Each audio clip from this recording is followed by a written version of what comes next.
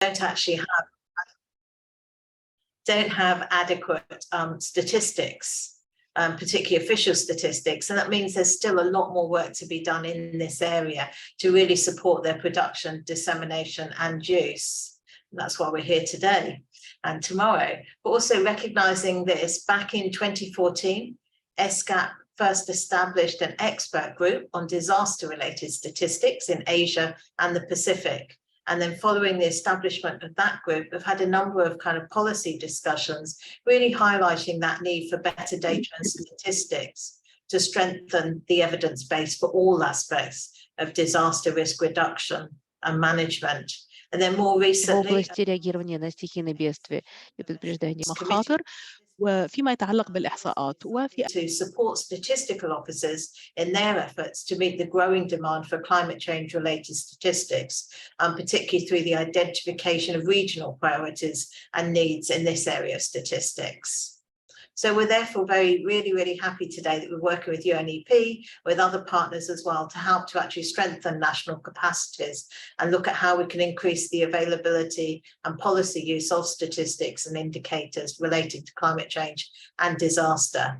And this work that we're doing is part of a broader project on resilient and agile national statistical systems to meet post-COVID-19 data needs to recover better. But we'll hear a bit more about that project later on. But over the next 2 days, we're going to hear about that need for quality official statistics on climate change and disasters to support monitoring of global commitments and international development agendas, including the Paris Agreement, the Sendai Framework, and the SDGs.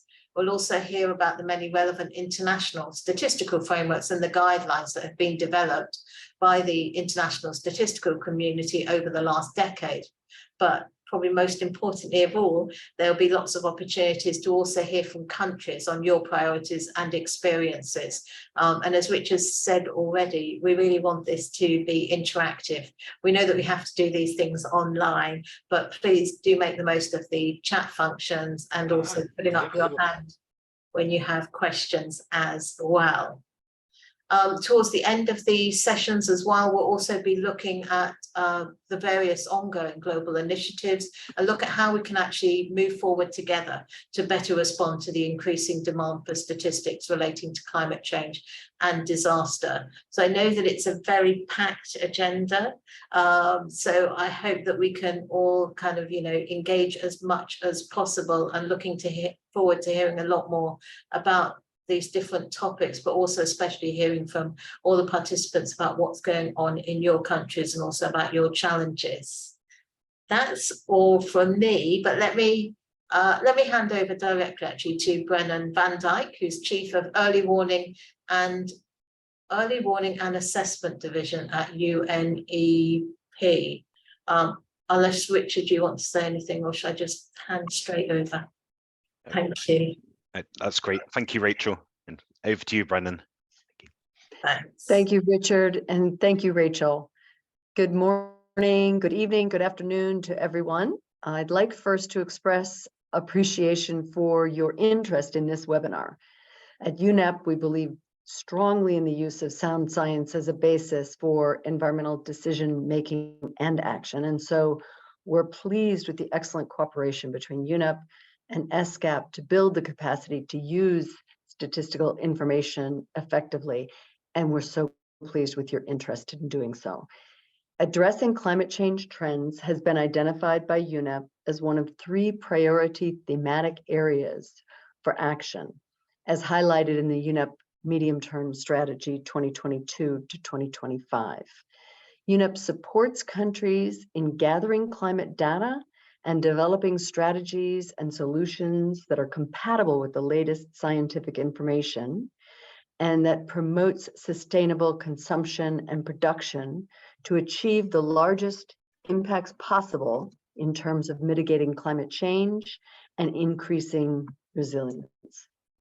In collaboration with its networks and partners, including the Secretariat of the UNFCCC, the Green Climate Fund, Adaptation Fund, and Global Environment Facility, UNEP helps countries meet their transparency and other reporting obligations, as well as assists countries in assessing and better reporting on their climate-related national capabilities and circumstances. Together with the UN Economic and Social Commission for Asia and the Pacific and other partners under the 14th tranche of the UN Development Account Project on Data and Statistics, we're grateful for the opportunity to host webinars on strengthening climate change and disaster-related statistics, addressing needs, priorities, and action for countries in Asia and the Pacific, Europe, and North Africa during the next 2 days. Although the webinar is dedicated to statistics, it includes information about policy aspects to enhance dialogue between statisticians and policymakers at country, regional, and global levels.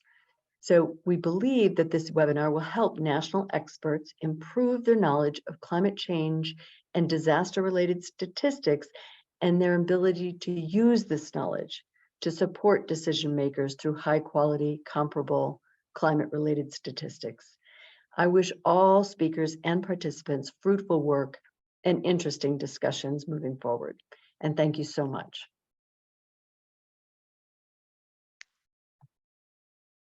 Okay, thank you very much, Brennan, and thank you, Rachel, for your kind of opening remarks. I think they've really helped set the scene for what it is that we're kind of aiming to do over these next couple of days. So we heard mention in those opening remarks about this project on resilient and agile national statistical systems, which is supporting the organisation of this webinar through one of its work streams. To learn more about that project, I'm very happy that we've got its coordinator here with us, Gabriel Gamez from UNSD, and he's going to tell us more about it.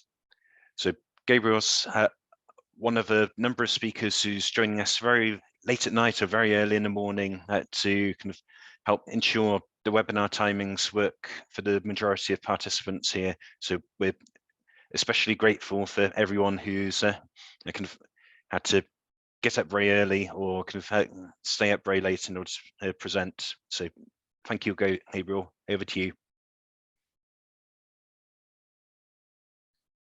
Thank you very much. I hope you can hear me. Yes, I mean, we said good morning, good afternoon, good evening. Here it's good night. Actually, in New York, it's just past 2 o'clock, 2 a.m. I'm very happy to be with you because this subject is incredibly important nowadays.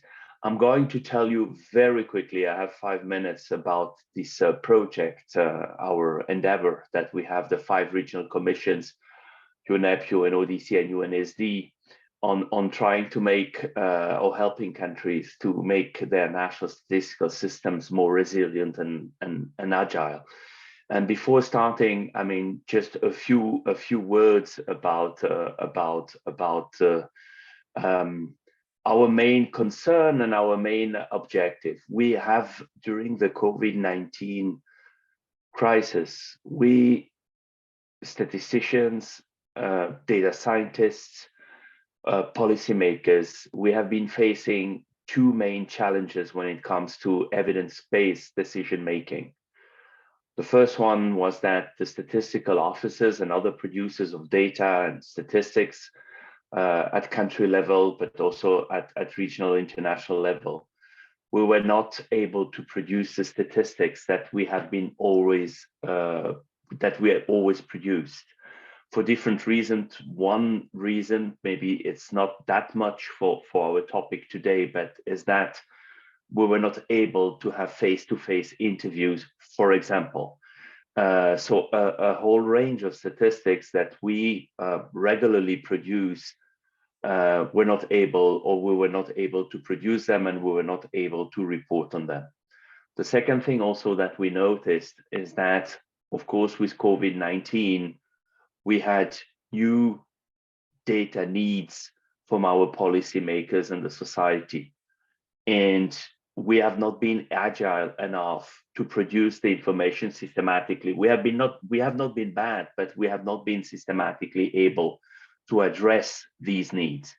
And this is where this project from the UN Development Account 14th tranche is coming from. It's not all about the COVID-19 response, but it is how can we make our data and statistical systems more resilient and agile amid crisis and natural disasters. And if we can go to the next slide. وإذا كان لنا أن ننتقل إلى الشريحة التالية. شكرا جزيلا. هنا أمامنا الدوافع الرئيسية ألا وهي دعوة الدورة 75 من الجمعية العامة للأمم المتحدة التي طلبت منا أن نستفيد من آليات وأدوات أهداف التنمية المستدامة بما في ذلك البيانات والإحصاءات من policy.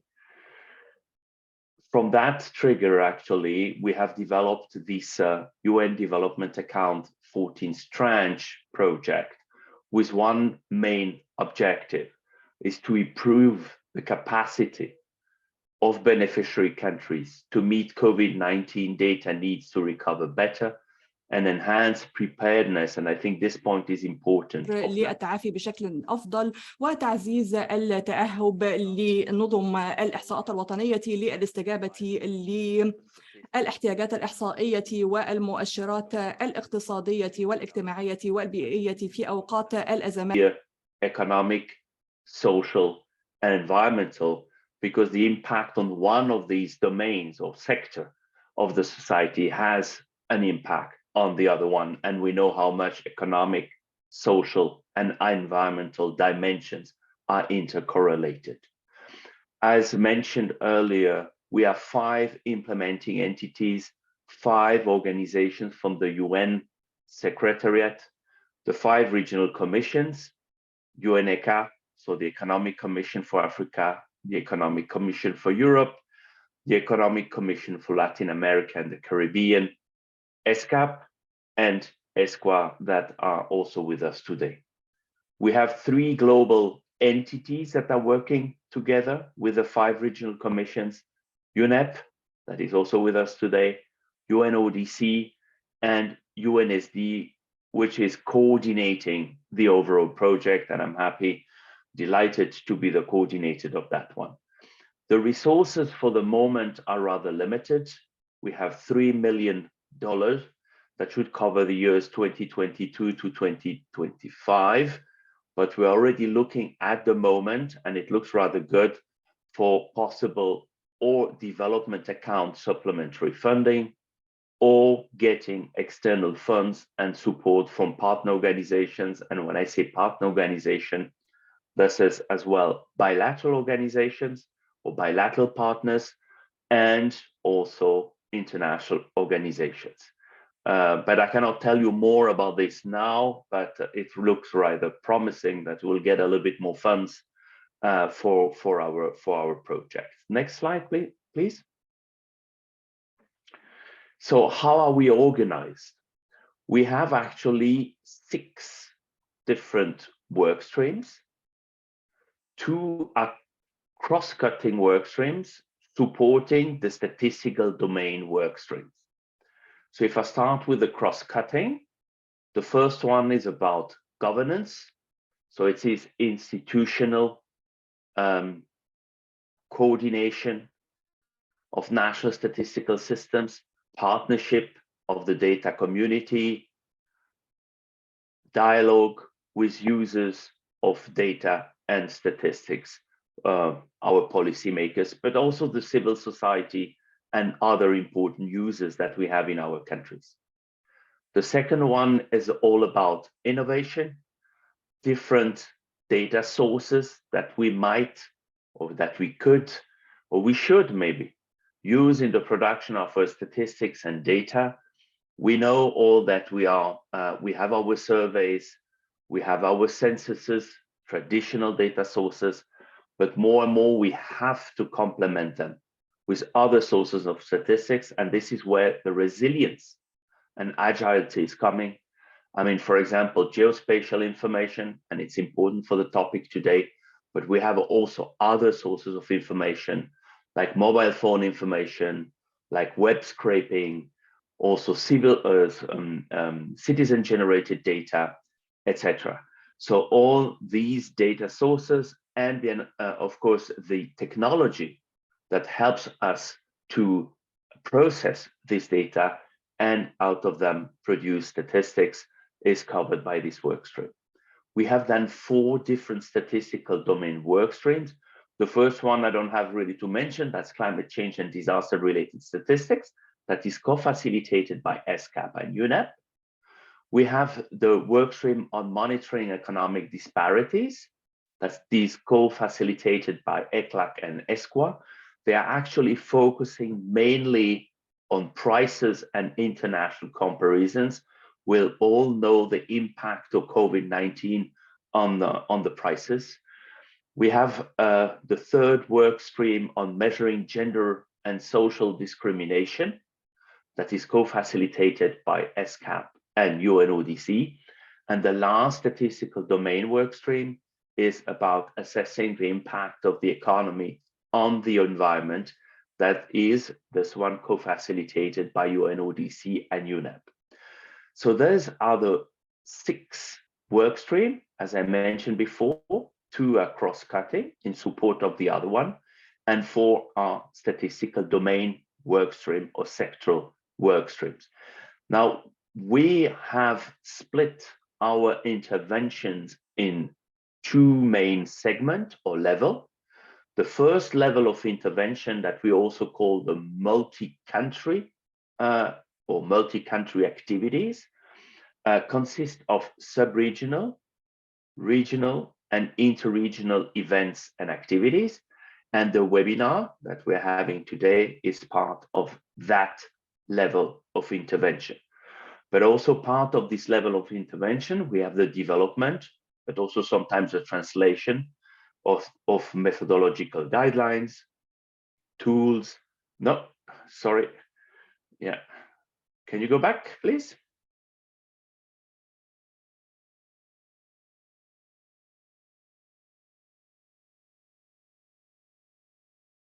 I've lost the connection or something happened. Otherwise, I share my screen. I think it's working. Okay, I'm sharing my screen. If you're still with me. So we have the first level of intervention. This is done. The multi-country activities. And then we have the second level of intervention, which is a target country activities. We are there actually about to identify the 15 target countries, all implementing entities. So the 5 regional commissions, UNEP, UNODC, and UNSD will identify them. Ideally, these target countries will get assistance from all implementing entities in more than one work stream. So I take the example, it could be on climate change and disaster related statistics. And with that, 2 cross-cutting work streams on data governance and innovation. So for each of these target countries, we will develop a roadmap and we will establish clear indicator of achievement. If the first level of intervention will cover all the years of the project, the second level of intervention, the target country activities, will most probably start around October this year and conclude a little bit earlier than the end of the project, since the intention is that to come back in sub-regional, regional, and inter-regional events and activities and take stock of the progress that have been done at country level, but also share good practices and remaining challenges. That's it for my presentation. We can go to the next slide. So I'm very sorry, my camera was not working today. And on the next slide, oh yes, I'm now in command. So you have at least a picture from me, so you can see how I look, but not at the moment. It's 2 o'clock here, so probably I look better on the picture. Thank you very much. Back to you. Okay, thank you very much, Gabriel. So I can moving on. Ahead of the webinar, we asked everyone to complete a short questionnaire to share information on their current levels of knowledge around climate change and disaster-related statistics, among other things. So we've just been in New York, now going closer to home to my colleague Piabat Kunpour, who's just sat next to me. She's been working to review the results of that survey, so I'm very happy to hand over to her to tell you more. Thank you very much, Richard. Let me try to share my screen here. Just a moment, please. There it is. Right. Okay. So I hope you can see my screen properly. First of all, thank you very much for all the participants joining us today. And I believe some of you have helped us completing this survey. And actually, we have received around 30 responses from the survey. And if we go through, like we have kind of almost half like for the profile of respondents, we have almost half of male and female, and majority of the organizations who answer this survey are mainly from National Statistical Office, and 10% now are more from the agency that are responsible for the climate change. And actually, like from the disaster one, the represents like 7% of the respondents, which is the same amount of other government agencies in this, yeah. And in terms of the countries that response, like we have quite a wide range of coverage. Actually, as you can see from this map, we have like ranging from Fiji. I'm not sure if we have a Fiji colleagues today because it's a little bit late now. Yeah, we also have quite a number of countries from Asia Pacific region and in Europe as well as some Western Asian countries. All right, and one of the key questions that we ask, actually, we would like to understand the awareness and the knowledge of a participant before joining the meeting. And on the top bar, you could see like we have asked about the knowledge and awareness about the indicators and methodologies for climate change and statistics. And actually, the biggest group that answer that provide the answer to this is they confirm that they have quite good knowledge on this. And the next group is some knowledge, not good knowledge. So sorry for the wrong information. Yeah, they 37% said that they have some knowledge in terms of the indicators and methodologies for climate change statistics, and 27% said that they have little knowledge. And when it comes in terms of the global sets of climate change statistics and indicator, 33% of respondents said that they have some knowledge about the set, whereas 23%, the second largest group, said that they have quite good knowledge about the global set of indicator actually. And when it comes to the disaster-related statistics, the information are not that much different in terms of the indicators and methodologies for disaster-related statistics. So actually, we have the same amount of two groups, which are those who say they have little knowledge and those who say they have some knowledge. So both they're like 30% equally. And when it comes to the another framework that's recommended for the disaster-related statistic, the disaster-related statistic framework, DRSF, actually the 30% of the respondents, they say that they have little knowledge, and 27% said they have some knowledge about this. And yeah, like this one with the DRSF, like 20% actually should respond that they have no knowledge in terms of the framework. Yeah.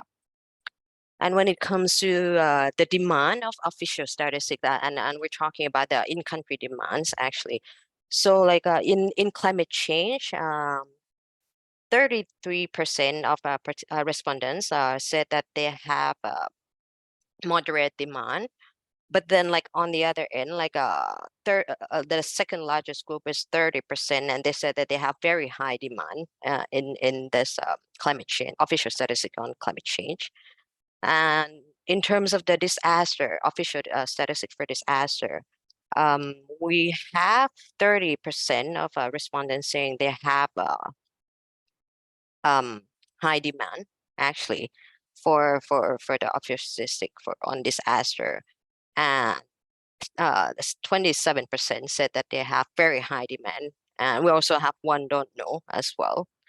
So when it comes to the next part, the level of statistical development in countries, in terms of the climate change statistics, actually like the majority of the respondents said that either they have they have not slightly, sorry, they have them moderately developed or slightly, moderately and highly developed, sorry, yeah, in terms of the climate change statistic. And when it comes to the disaster ones, people's 53% of the respondents said that they have in countries slightly developed, yeah, in terms of the statistics. And I think that's pretty much it from my end. Yeah, back to you, Richard. Okay, thank you very much, Kimpor. Okay, so that was our final presentation from this first session, introductory session. So hopefully from that, from this presentation so far, you've got a good overview of what this webinar is all about, where it fits in with the broader work that we're doing kind of on statistical capacity development within the UN system, as well as getting a kind of a sense of kind of what levels of knowledge and experience of these areas of statistics kind of are like. So I think we've just got a few minutes now for kind of for any questions for any of our speakers so far before we move on to the next session. So I'm just going to kind of open the floor now. So kind of, if anyone has a question, kind of please raise their hand.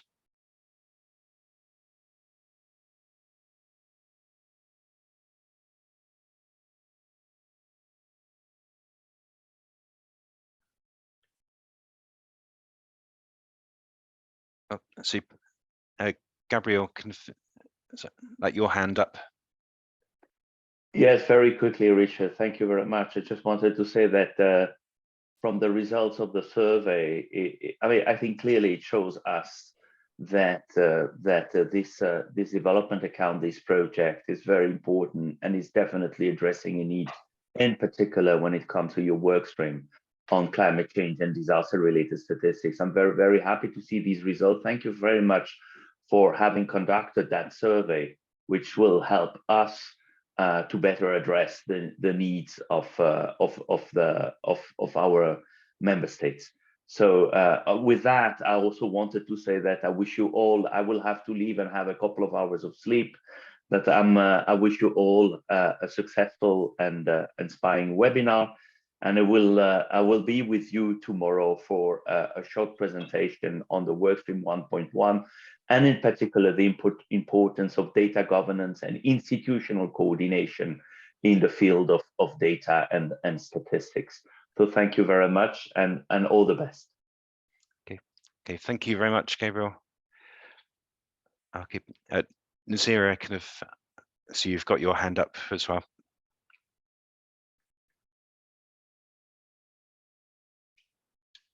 Yep. Actually, I wanted to ask Gabriel probably if he's the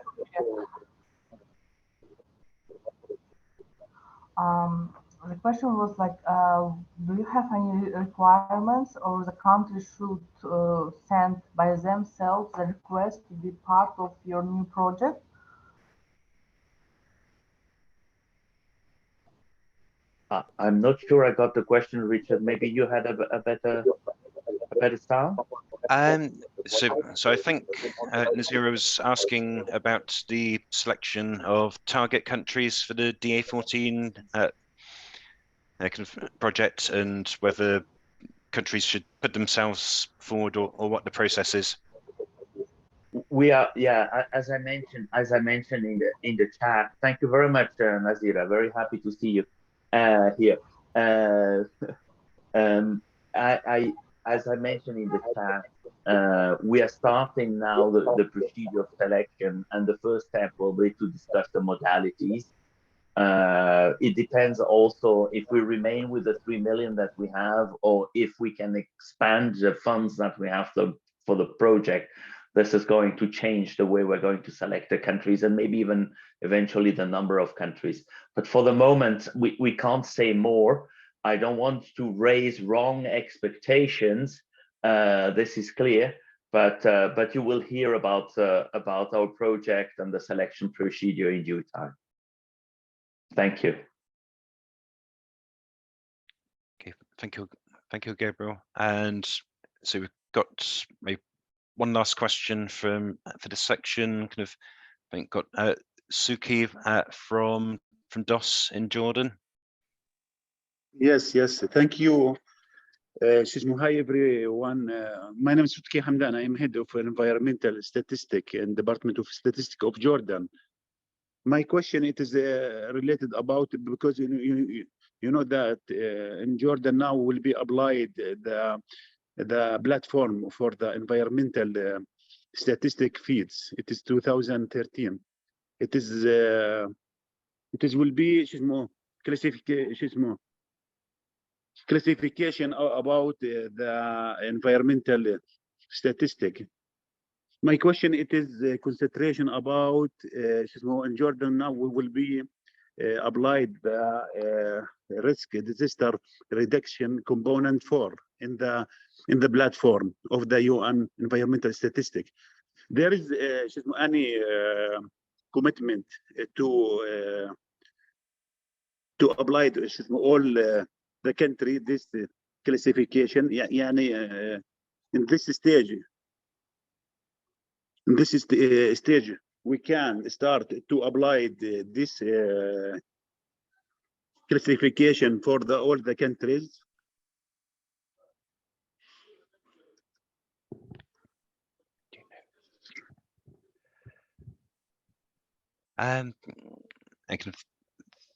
Thank you. I'm not sure if I fully understood the question, although I know we are going to be going on to talk about disaster-related statistics in our, it's actually going to be our first session tomorrow. I think some of our colleagues who are experts on disaster-related stats aren't with us right at the moment, but hopefully this will be one of the things that gets covered off in those presentations, and we'll have some time for discussion then. So perhaps we just put that question on hold for now, and if it's okay with everyone, let's move on to the first of our substantive sessions. Okay, so this second session is focused on demand for climate change and disaster-related statistics. I think it's incredibly important that this is where we place our focus first in this webinar. Whatever area of statistics we're working in, our data only have any value if they're used. So it's absolutely essential that we start with a strong understanding of the specific needs for climate change and disaster-related stats and how they're evolving over time. So across these areas, there are numerous global commitments and international development agendas that we need to consider, including but not limited to the SDGs, the Sendai framework, Paris Agreement, and the recently concluded COP27 decision on establishing a loss and damage fund. And for each of these, there's a need for statistics, not just for monitoring progress, but also to guide the development of policies to help meet these commitments and agendas. So to kind of start our kind of discussion in kind of this session of the webinar, I'm very happy that we've got Vlad Truska here from UNFCCC. I had great pleasure of meeting Vlad for the first time last week. I know he's going to share some very valuable insights for us, both on the Paris Agreement and on the outcomes of COP27. So over to you, Vlad.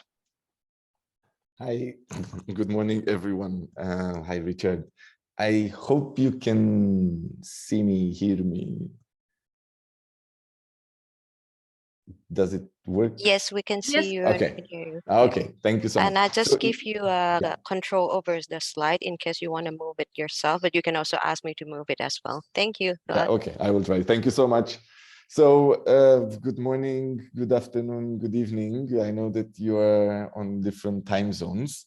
First of all, coming to the office this morning, it was quite funny to see that in the same building we are, there is an event on the disasters statistics, and I think it's a presentation of a new platform that was built, and again, we are in Bonn, and I know that the UN agency dealing with disasters is also here. So it was good to see that they are having this event here in Bonn. So what I was asked to speak was a kind of overview of the Paris Agreement. And what is the somehow connection with the statistical world. I'm working in the transparency division. We deal with all the information coming from parties, mostly parties, but also now looking on the non-state actors information regarding climate change. But again, we have this focus for many years on the information regarding climate action, support, data involved with the parties. Now, okay, so it works. So in terms of where we are, as I said, we are the UN Climate Change or UNFCCC Secretariat. We are known by both names, and we are working on the Climate Convention, the Kyoto Protocol, Doha Amendment, and more recently on the Paris Agreement.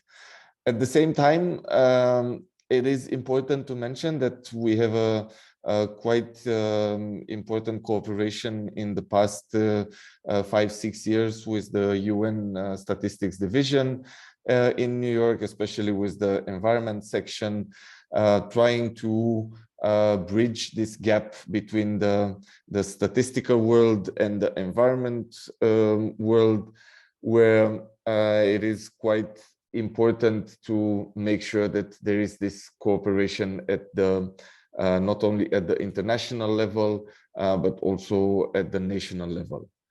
I'm not sure if you still see my presentation. That's apology for the technical. No problem. I can share it from my side. Yeah. You just need to tell me when you see it. We see your presentation, Yeah. Vlad. Please go ahead. Okay, perfect. So what I was saying is that we worked a lot in the last 3-4 years with the statistics division, with Rena's team in New York to have this global set of climate change statistics and indicators. As most of you know, this was endorsed by the Statistics Commission last year, and there is already work ongoing for the implementation of it and support to countries. But we are also working together on these joint reports for the Statistics Commission, and as much as possible, we are organizing joint events where, as I said, we are inviting people from environment ministries or agencies, but also the statistical offices. And you will see later why this is becoming more and more important. Now, looking at the Paris Agreement, I just wanted to have this kind of big overview of what is Paris Agreement. And what are the most important features of it. And again, we are looking at the top, the objective of the long-term temperature goal, the climate resilience, the financial flows, and then how this can be put in place. These objectives can be met by looking at action like adaptation, mitigation, and also the support, the means of implementation, which is like finance, technology development and transfer, and of course, capacity building. The third layer, which is extremely important for our discussion, is the transparency of action and support, the global stocktake, which is happening this year, and the way to facilitate the implementation and promote compliance. So all in all, this is what the Paris Agreement tells us in a quite of a schematic way. You also have on the left side, on the right side, sorry, the articles from Paris Agreement, and where they make connection with the overview that I'm showing. Now, соглашение вот имеет the important steps of the Paris Agreement. First of all, countries are required to communicate their nationally determined contributions. And some of you, if you were involved in the climate process, you know that all countries, they had to communicate these NDCs and to update them as they see fit. And these NDCs basically show a plan of what the respective country is looking for implementing in terms of addressing the climate action and the needs of the country in terms of support that the parties are receiving in putting in place this climate action. الذي تحتاجه في اتخاذ إجراءات المناخ. The way it works, so you communicate as a country, you communicate your NDC, but then this has to come with like a normal reporting process, which is this kind of step 2 in the process, which is the enhanced transparency framework, the ETF, where countries will have to submit every 2 years their biennial transparency reports. This is the BTRs. And this is to show how the countries are tracking progress. And you see, they cover the greenhouse gas inventories, the way of tracking progress of NDCs, impacts, adaptation information, but also the support that was provided by developed countries and mobilized, and also the support that was needed and received by developing countries. This whole process is not only on reporting, but also reviewing this information by independent verifiers, and then a final process of consideration, and the whole circle ends with the global stocktake. Every 5 years, we have this global stocktake to see where we are in terms of the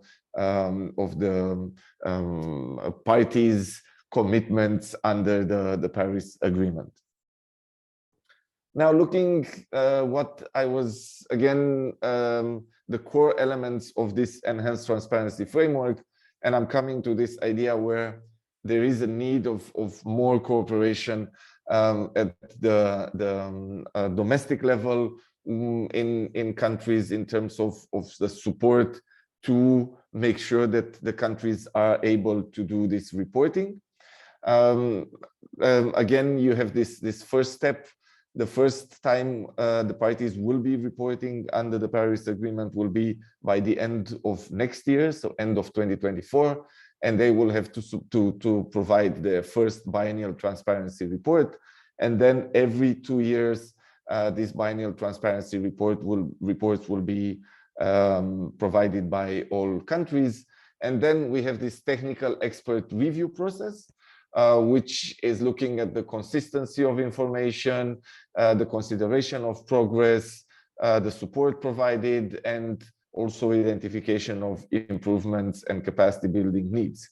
So this process will also happen based on the reporting that the parties will provide. And this will be finalized with the consideration of this information with online question and answers, and also in-session presentation of the entire process from reporting to review and to consideration. Now, looking a bit on the fundamentals of the transparency framework, this is not something new. We are building on more than 20 years in some cases of parties reporting their greenhouse gas emissions, reporting their information on policies and measures, projections, adaptation. These were all reported either into national communications sent by parties or biennial reports, biennial update reports for developing countries. So this is not something new, but now it is more, let's say, consolidated. And there is only one methodology now. There is only one procedure that applies for all countries. Of course, with the idea that you also see on the screen about flexibility for developing countries. Support is also something that it is part of the fundamentals of the ETF, because developing countries, they need support to be able to report. And of course, there are different starting points, as I mentioned, because developed countries, they used to report, for example, their greenhouse gas emissions every year. And for the developing countries, this was part of their biennial update reports or their national communication. So there is this idea of parties starting from different points, but considering the continuous improvement, there will be a time when these different starting points will no longer be seen. So this is part of the work that will has already been started now with the support to developing countries to make sure that they know how to report, they know what to report, and so on. This is just showing, I won't stay much on this, this is just showing you that this process of reporting and review has stretched for, as I said, more than 20 years now. Started from the Climate Convention in '92, going on with the Kyoto Protocol, Marrakesh Accords, and you see on the lower part how the reporting process, reporting and review have progressed over the years with the parties reporting the information and this information being reviewed. Now, looking at the institutional arrangements on this transparency ETF, I really wanted to point out this because there is, again, and I think I'm saying this over and over every time I'm presenting this idea of how the enhanced transparency framework will be implemented. It is about this idea of having at the country level strong institutional arrangements. Somehow the Paris Agreement and also the modalities and procedures for the enhanced transparency framework, they do not prescribe this institutional setup. It's based on countries' decision to find the best way in making sure that there are this institutional setup. In some countries, it just works with cooperation between institutions like the Ministry of Environment, energy, industry, and also the statistical office being part of this cooperation at the institutional level. In other countries, you need strong legislation, maybe I don't know, government decisions or ministerial orders to make sure that there is this flow of information. This is where I keep saying that not only there is an opportunity for the statistical offices to be involved, but also I think there is a kind of an obligation for the statistical offices to be involved in this process, because I don't think that any country will be able to organize and estimate their greenhouse gas emissions without the information, the official information coming from the statistical offices. And I'm talking here about the energy balance, the annual yearbook, livestock information, and so on. So, and also I know that the statistical offices, usually they have they are under-resourced, they don't have a lot of funds for this. And I also keep saying that not all the information will be found at the statistical office, but this is, I think, the first go-to place when статистические ведомства. Но таким образом, я думаю, мы сможем организовать وتقدير المعلومات المتعلقة بانبعاثات غازات الدفيئة. هذا trying to set up this greenhouse gas inventory, and then together with the statistical office, identify the information that is missing, and maybe identify the best place institutions that can provide this. For example, I'll give you a simple example. I know that in many countries, the statistical offices, they are not collecting information on the fluorinated gases, which are quite important for estimating emissions. They are very powerful emissions. But usually in most of the countries, these fluorinated gases are not produced. They are just consumed.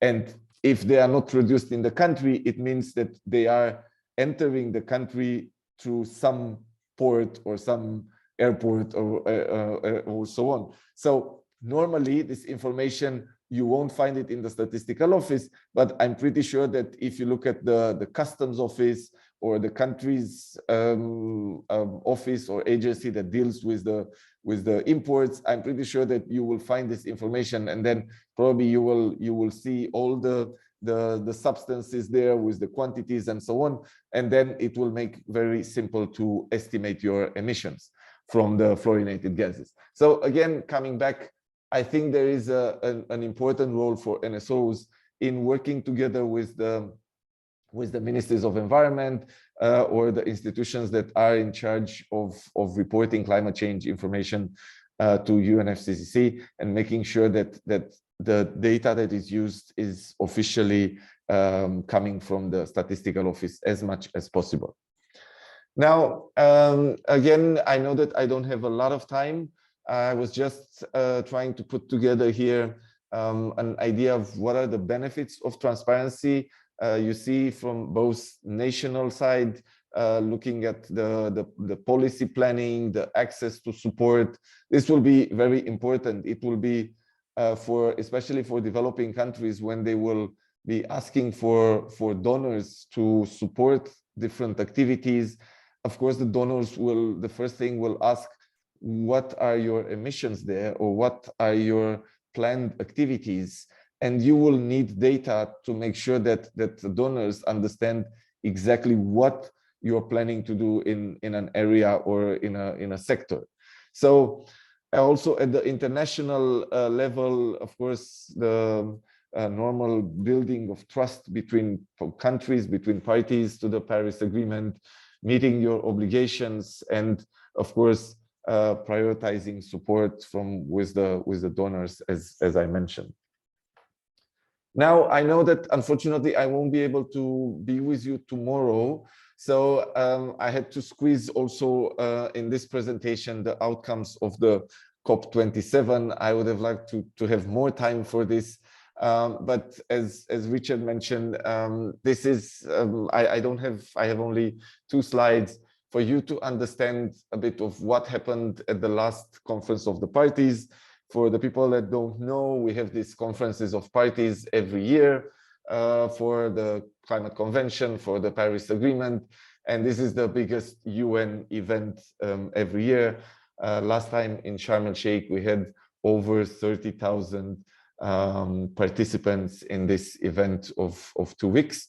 This year, the COP28 will be organized in December by the UAE in Dubai, and again, it is expected to be also probably a lot of participants into this event.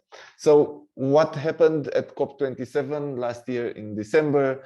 These are just the major headlines. Parties still discussed about the policy direction. The 1.5 degrees is still, the discourse was confirmed by parties. They also raised this concern that the trends are not yet in line with this scenario of 1.5 degrees.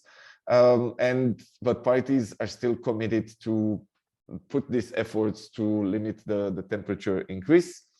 And with this, there are further updates needed for the parties' NDCs to make sure that there is an enhancement of this ambition before COP28. Now, in terms of the implementation, the parties again discussed about the idea to implement the ambitious, just and equitable transition to low emission and climate resilient development, and also the idea of sustained greenhouse gas emission reductions, the role of renewable, the just transition work program, and then moving forward to one of the concepts that I know you will be discussing, the loss and damage. There was very important decision to establish this fund for responding to loss and damage, and then the arrangements to make this fund operational. This is happening in this year. There is this transitional committee that will make recommendation to COP28. And then there is this support by the UN Secretary General call on this universal coverage of early warning systems. Now, this is my last slide. I won't go into detail. Just for you to see, I will make sure that the presentation is available to you after the meeting. This is the essential also mandates that the parties put forward in terms of finance, mitigation, adaptation, transparency, and some cross-cutting issues. And you have here the most important aspects of this each item, from the finance goals to mitigation work program, adaptation pledges for the adaptation fund, or this progress on the global goal on adaptation, and on transparency, the idea of deadline for these first BTRs. Thank you so much. If you have questions, feel free to ask. Thank you again, Richard, for the invitation, and happy to respond to any questions. Okay, thank you very much, Vlad. It's great to hear from you, and some very useful information. So we're going to have a Q&A session a little bit later. We'll have a few more presentations first, and then have a combined Q&A. So our next speaker is Animesh Kumar, who's head of office for UNDRR in Bonn, who'll be speaking about the Sendai framework. I think, as Vlad mentioned, there's a big event currently going on in Bonn on disaster risk reduction at the moment, which Animesh is involved in. So he can't join us live, but to try and make up for that, Animesh has kindly recorded his presentation for us, which I think, Kunpo, you're going to share with us now.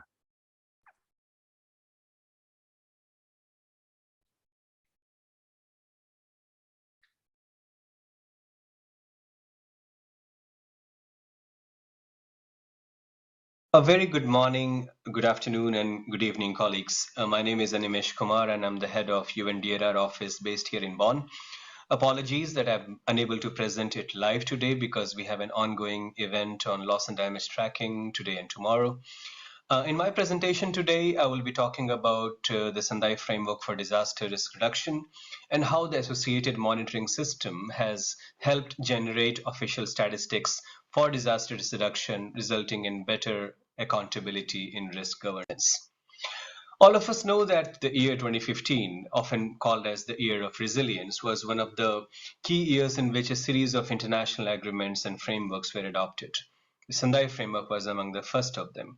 What made the Sendai framework unique compared to its predecessor, the Hyogo framework for action, was a series of 7 targets that were also endorsed with the process. The first 4 targets focused on reducing losses and damages resulting from disasters, and the latter 3 targets focused on governance-related elements, including policies and strategies in financing and early warning systems. As we speak, there are more than 150 countries that are using this monitoring system to report on their DRR progress. Around 80 of these countries have managed to report on all the targets at least once. We have already reached the midterm stage of the Sendai framework, and as you can see from the graphic, the progress in attaining the targets of the Sendai framework is a bit mixed at this stage. But thanks to the huge volume of data that have been consistently reported by the governments, we not only know which are the places where some progress has been seen and which are the places where more acceleration is required. In 2 weeks from now, we will be meeting in New York to take some decisions through a political declaration at the high-level meeting on the midterm review of the Sendai framework. A series of different thematic reports have also been generated by UNDRR collaborating with partners. For example, last year we worked on a global status report on early warning system, which is one of the baseline reports for the Early Warnings for All initiative as well. We have also been generating official reports, which the Secretary General of the UN has been reporting against the progress in Sendai framework to the UN General Assembly. Also, we have documented progress in disaster risk reduction using the official statistics through the global assessment reports and many other reports. One of the key things that we have also managed to achieve through the Sendai framework monitoring process is to ensure that the SDG reporting process and the Sendai framework processes are aligned. Some of the selected indicators of SDGs 1, 11, and 13, for example, benefit from the indicators from the Sendai framework, and we act as the custodian organization to ensure that the countries do not have to report twice. Several of the SDG reports, for instance, have captured this data and have been recurrently reporting on an annual basis. Several of the intergovernmental processes as well have benefited from the matrix, the targets and indicators, for example, from the Sendai framework. Examples include the Samoa pathway, the New Urban Agenda. We also hope the same will also benefit the Vienna Program of Action, the LDC-5. More recently, we are seeing a very strong demand from the climate community through the global stocktake process, the ongoing development of the global goal on adaptation and associated indicators, but also more naturally in context of the loss and damage discussion, where the Sendai targets ABCD and other disaster impact related data officially collected and reported by the governments are being seen as a key source of information to inform the loss and damage discussions. Our partner organizations have also benefited from such data, and we are very happy for this collaboration to see the diverse application of such data in different fields. Now, moving forward, how do we strengthen and how are we ensuring that the overall data ecosystem of disaster risk reduction is further strengthened? One of the key things that happened while endorsing the Sendai framework targets and indicators were also in context of developing the right methodologies, terminologies, and associated metadata that helps really understand how can we develop the right data standards for countries to report and ensure international comparability. We are also very much aware that countries, for them to report properly and coherently, need a set of data standards. And we have been working with different partner organizations to ensure that we have the right data standards in place. Examples include the hazard classification system that UNDRR and the International Science Council have worked on. We are very much happy with the collaboration we have with different regional economic commissions in context of the disaster-related statistics framework that is currently being developed, which was actually pioneered by ESCAP. We are very much hopeful that the new common framework for disaster-related statistics will be endorsed very soon as we progress.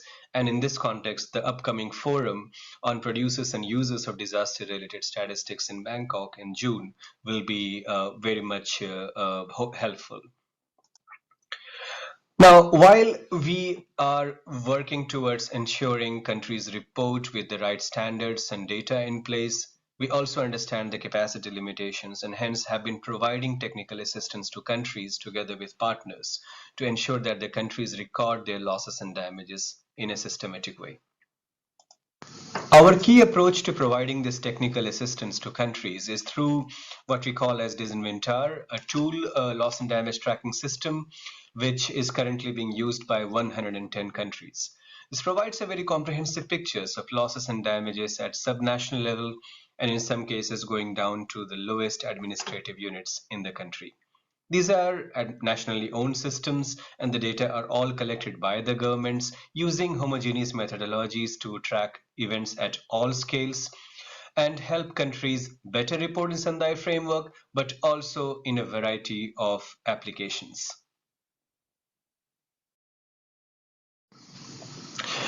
These databases have found very high usability across different use cases. For example, starting with the very understanding of the extent of losses and damages, and also understanding the evidence of impact of the climate change. They also help us understand how to benchmark the success or failure of resilience building, the success or failure of early warning systems, informing and calibrating risk models, insurance products, but also informing how the post-disaster needs assessment can ensure collection of existing data, but then further inform back the loss and damage tracking system. Overall, it gives a comprehensive picture in terms of how we are faring against the principles and objectives of sustainable development. Now, I just mentioned that this system was first developed in 1994 and has been in the operation for the last 25 years, which one talks about how sustainable and simple the system is, but at the same time also tells us that it needs a bit of a change because it is not in a position to speak to the new technology, have higher level of interoperability, and so on. We also understand that how the DRR ecosystem have further strengthened, but at the same time, there are institutional barriers in terms of capacities for disaggregation of data, in terms of horizontal and vertical coordination. There are also better emerging needs in context of understanding how the full data value chain, starting from the weather-related information and the other hazardous events linked with disaster impact system. One of the key things we have also noticed that disasters don't happen in isolation, but have cascading impacts. And with that be the case, how can we link different events over time so that we have a full understanding of the health value chain? The emergence of recent hazard classification, as I just talked about, using standard terminologies and so on, are also important developments that need to be ensured that we integrate into the new system. Acknowledging these challenges, we have collaborated with UNDP and WMO to develop a new generation loss and damage tracking system that will replace eventually Disinventar. The new system will be much more comprehensive, will have higher levels of interoperability. We've started the process with a discovery and needs analysis, following which we have developed a vision and roadmap. We also understand that the new model should not be a one-size-fits-all model, but will be suited to the context of each of the countries, for which we have done an analysis with UNDP on data and digital maturity across a selection of countries. Last year in November, we had organized a loss and damage tracking workshop in Bonn, which was just 2 weeks after the COP27, which was very successful in the sense that we got very positive and constructive feedback on how the new system will look like, following which a prototype of the new system has been developed, which is what we are actually presenting today and tomorrow in the next workshop in Bonn. Understanding that the data value chain of loss and damage tracking is incomplete without a full understanding of the hazardous events that cause them, the partnership in that context with WMO is very helpful because it helps link climate-related variables with the resultant impact. This is a methodology that WMO Congress approved in 2019, and it provides a basis to the national Met offices to systematically record the parameters of hazardous events. And this is very important in the context that it not only helps us look into the impact of events, but also their causal factors. We are ensuring that while we discuss this in context of weather-related events, we should also be discussing the same with other hazardous events to fully understand the data value chain and have a better sense of the interconnected and cascading nature of events. So I will end my presentation with that, with a brief snapshot of how are we progressing in strengthening the DRR ecosystem.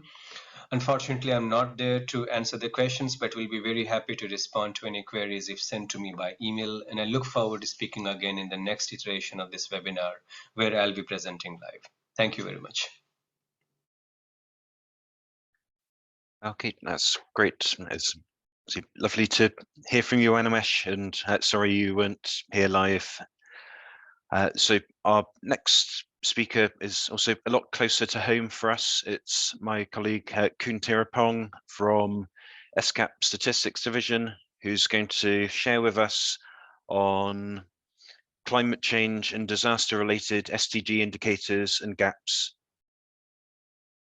Over to you, Tirapong. Thank you, Richard. I hope everyone can see my screen.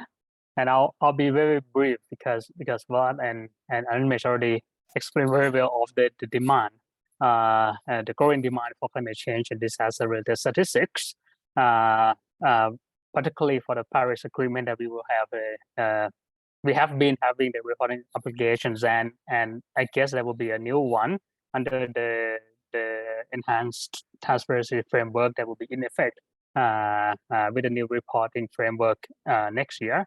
And there's ongoing global stock take under the Paris Agreement. Sendai also this year is a mid-part review, and we also heard from the last year COP27 loss and damage funding mechanism that would also require comparable set of information across countries. And the SDGs also having to have this mid-part review in this year as well. And when we are talking about climate change and disaster-related statistics under the SDG, it goes much beyond SDG 13. It cut across many goals and targets. Просто ЦУР-13, есть множество других целей в рамках целей устойчивого развития. الأهداف الوطنية. فضلا عن ذلك الكثير من الدول أيضا لديها السياسات الوطنية disaster risk reduction and for effective monitoring and reporting evaluation of the effectiveness of the program, then they would need even more information at a spatial scale within the country. So if we look at those parameters globally and nationally, if we were to assess our progress against the global commitments where data are very much generated from different countries, we are looking at a set of information that should be globally available and comparable, so that we can aggregate, we can analyze information and progress by region, by sub-region, and be able to have one single understanding of the global progress against all the commitments that we have in these global agendas. Within the country, we also need to invest more in the country data capacities, building on what exactly are needed both inside the country and also the commitments they have made globally to respond to this growing data demand. So what I'm going to do, just take a few minutes there. So I'll take example of the SDG indicators that we are very much familiar with. So what ESCAP did was to compare indicators that are listed in the global set of climate change related indicators against the SDG indicators. And we look at indicators of these two sets that are related to each other. And we from that we got around 43 indicators that are relevant. So we call it climate change and disaster related SDG indicators. When we looking at that list of indicators in terms of their progress so far in the Asia Pacific region and their gaps, as you can see from the graph. Let me start off by saying that both of that list do not have enough data for us to start understanding their progress. Either we are doing very well or we are not doing very well. We don't know because we don't have enough data to assess our progress. And for those that we have data sufficient to understanding the progress so far, many of them show little progress. As you can see from the blue bar, we are standing now in 2023, and we look at the progress until last year. Many of the blue bars are not meeting the 2022 line. That means that we are moving too slow in terms of keeping up with the progress that we should have been doing.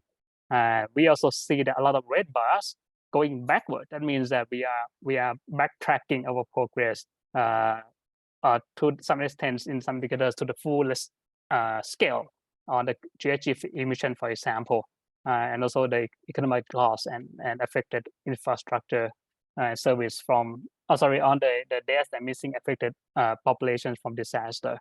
Many of the indicators out of this around 30 indicators are not showing promises progress. Unfortunately, based on information that we have to understand that improvement or regression. So with the information, and we know that from now until 2030, there will be even more growing demand to make sure that we keep track of our progress. We know where we are. Without the data, we can't really assess that. We need to improve our data ecosystem within the country. There are a lot of existing data that might not have been used effectively in monitoring all this progress, and definitely there are a lot of data potentials that are waiting for statistical community working with policy users to use them, utilize them in our to kind of the race against commitments that we have in a more robust and comparable manner. And I think this hopefully make a case of the demand, the higher demand for better climate change and disaster data going forward. So I'll stop here and happy to answer any questions in the Q&A session. Back to you, Richard. Thank you. Okay, thank you very much, Tirapong. So this is going to be our final presentation for this session. We're going to hear from Kaiser from UNEP, who's going to be sharing about UNEP's climate gap reports and the statistical and data needs associated with them. So if I can pass across to you now, that would be great. Thank you.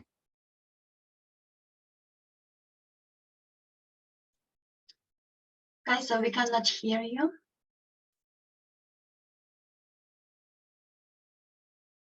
Still cannot. Now? Yes, now we can hear you.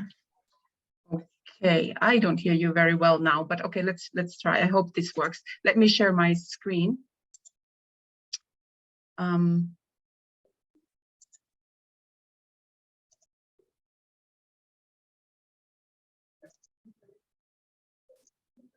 There, and hopefully, I hope you can see the presentation now. Yes, we can see your presentation. Can you use the presenter mode, please? There you go.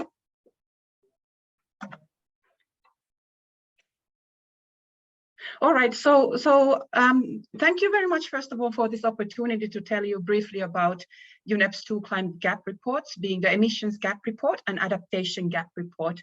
So my name is Kaisa Uusima, and I work in the Secretariat for coordination, the production of these two annual reports. So UNEP supports evidence-based decision-making to tackle environmental challenges. So therefore, the main purpose of these two climate science reports is to inform the annual UN climate negotiations that Vlad spoke about earlier, and bring the latest science on climate change mitigation and adaptation to the decision makers. So in this presentation, I will briefly tell you what these reports are about without diving in too deep into the findings of the reports. So UNEP has published the emissions gap report since 2010, and it provides an annual assessment of the gap between estimated future global greenhouse gas emissions if countries implement their climate change mitigation pledges, and the reductions required to limit global warming to the Paris Agreement temperature goals that Vlad also I'm sorry, introduced. Kaisa, your slides don't move. Oh, do you which slide do you see now?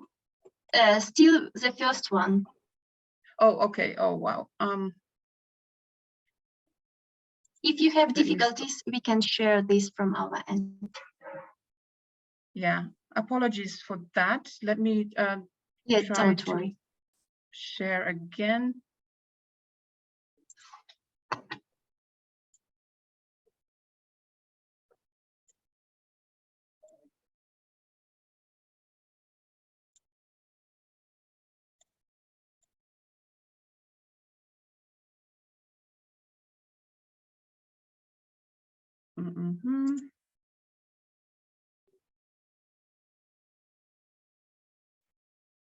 Okay, let me share the screen. Let's share.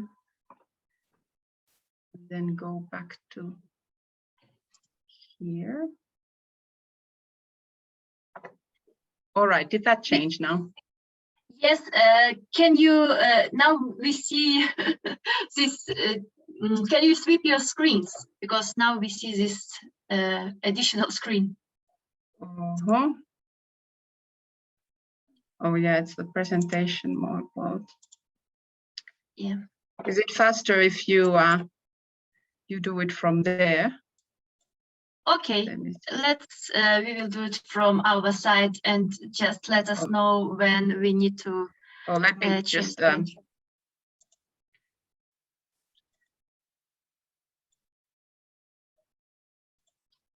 okay, so are you already showing the screen? Okay. I think I can see your screen now. Yeah. Okay. All good, can I continue? Yes, of course. Okay, all right. So where was I? So briefly, so the emissions gap could be described as the difference where global emissions are likely to be and where they should be for us to avoid the worst impacts of climate change. And in addition, the report each year explores options to bridge and hopefully close the emissions gap. And in the recent years, we have looked at themes like transitions needed to achieve the Paris Agreement goals and the role of methane, role of food systems, lifestyles, and so forth, just to name a few examples of these thematic focuses. And it should be emphasized that emissions gap report is first and foremost an assessment report. So meaning that it's based on a synthesis of the latest scientific and peer-reviewed literature, models, and data analysis and interpretation.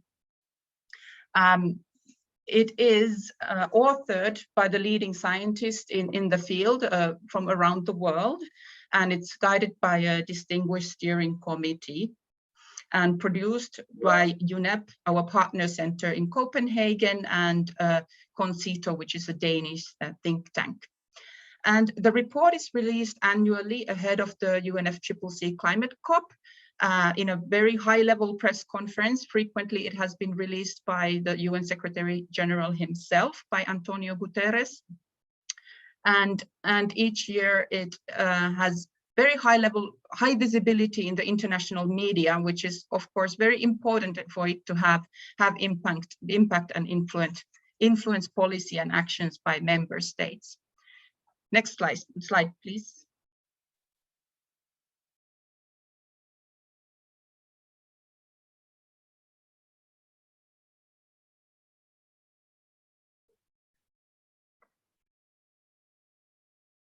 Is there a delay or? Or can you please? Can you move to the next slide, please? Yeah, perfect. Thank you so much.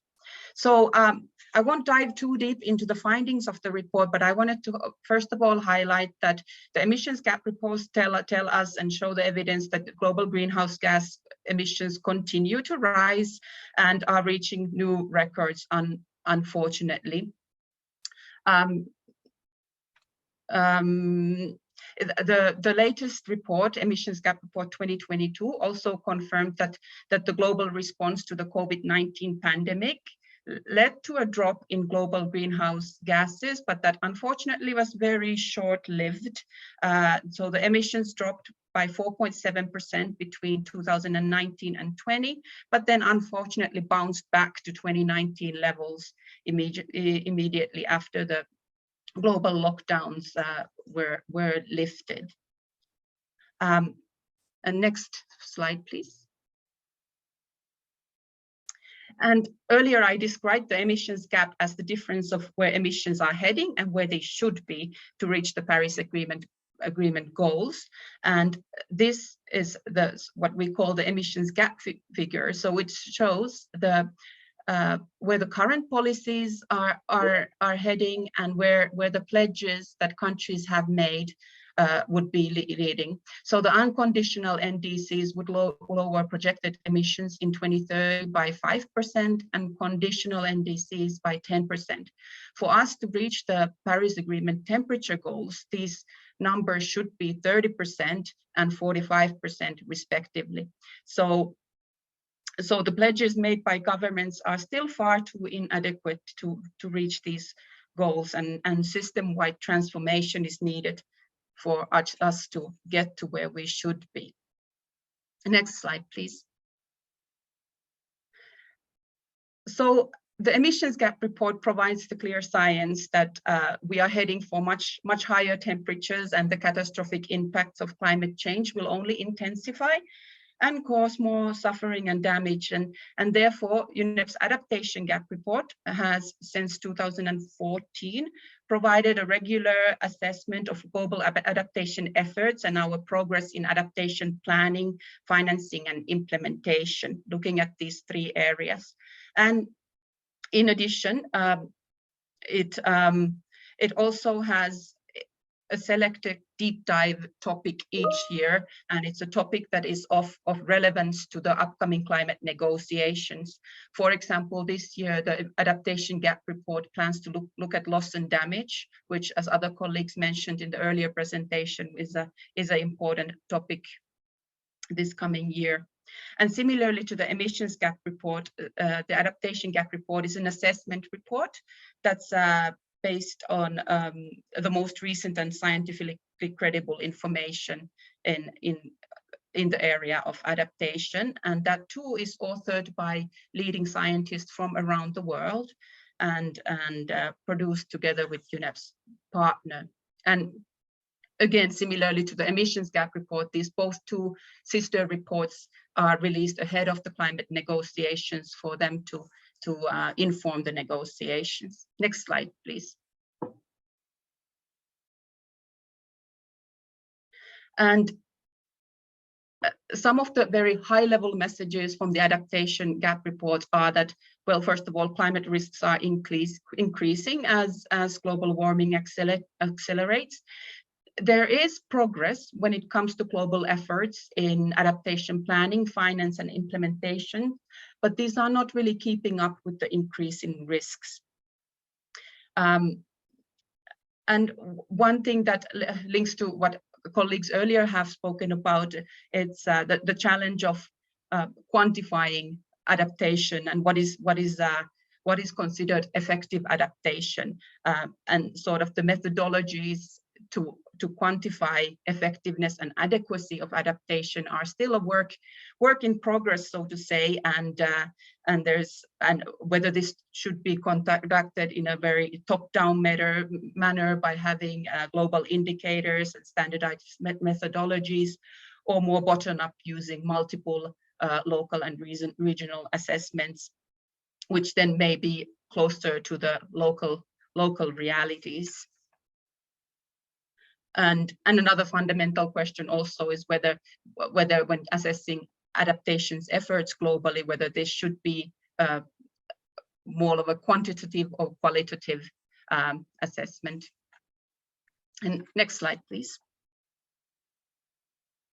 So in conclusion, the emissions gap report demonstrates that the pledges made by governments are not sufficient to reach the Paris Agreement goals, and therefore adaptation too must be considered a high priority. And by highlighting these rather alarming messages, the two GAP reports together continue to bring the latest science to the decision makers, and in that way catalyze climate action and influence policy and decision making. And we are particularly happy that both of these reports were cited in the COP outcome document, the Sharm el-Sheikh implementation plan, as the evidence base and the science behind the conclusions.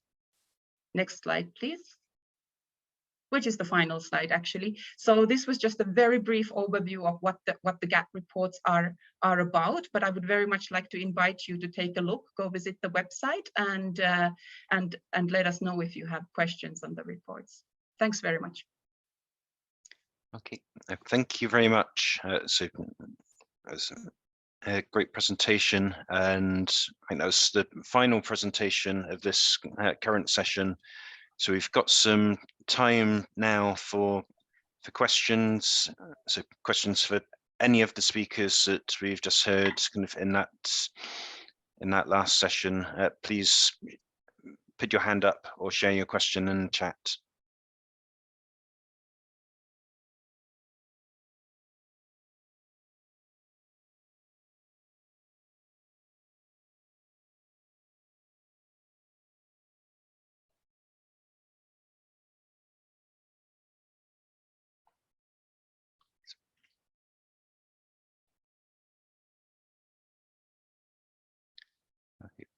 Have we got any questions either for Kaiser on the emissions and adaptation gap reports, Tirapong on the SDG indicators and gaps, or Vlad kind of on the Paris Agreement and the COP27 outcomes?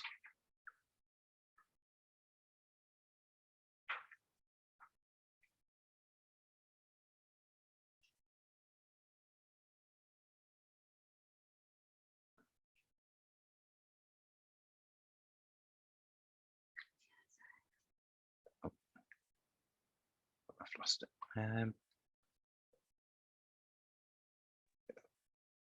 So Katja, kind of, so you've got your hand up. Sorry, please go ahead. Yes, thank you, Richard. And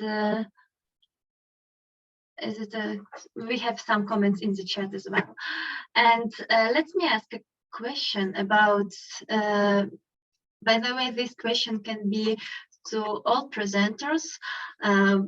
But now, yeah, I'm thinking about Kaiser's presentation.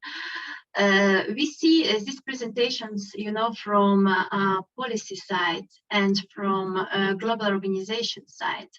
And my question will be from country side, just about what do you think, how countries can support, your work, or about maybe can you provide some reflections about gaps that we have today between global organizations and countries, and maybe how global organizations, what global organizations should do to close these gaps and to as it provides more information to do work at the global level.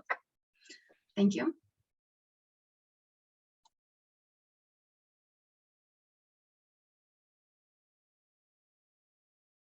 Okay, that's great.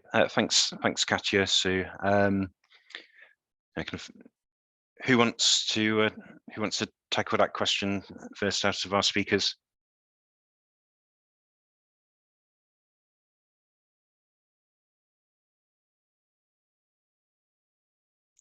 I can go first if it's okay with you. Thanks, Tirapong.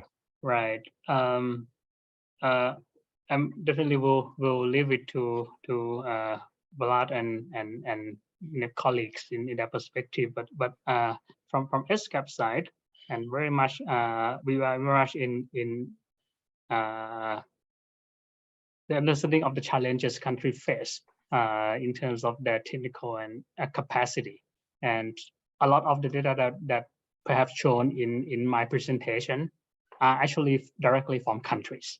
If we say there are gaps, that means countries do have challenges in collecting or compiling or producing those information adequate for making measurement assessment. So what we do to help countries is actually around the statistical capacity building area. We work a lot with many countries to make sure that we support, for example, in their VNR efforts. And in terms of the climate change disaster stats, we also work with many countries to make sure that their priorities and policy user needs are met and be able to be measured by quality statistics. So that's what we do. And that's how we actually kind of trying to help countries closing their gaps in this climate change and disaster related information. Okay, thank you, Tirapong. So, Vlad or Kaiser, do you have anything you'd like to add to Tirapong's response there? Yeah, hi. Thank you for the question. As I said, we already know, and parties raised this during the adoption of the Paris Agreement, and then also when we negotiated the modalities, procedures, and guidelines for the enhanced transparency framework. It was a known issue.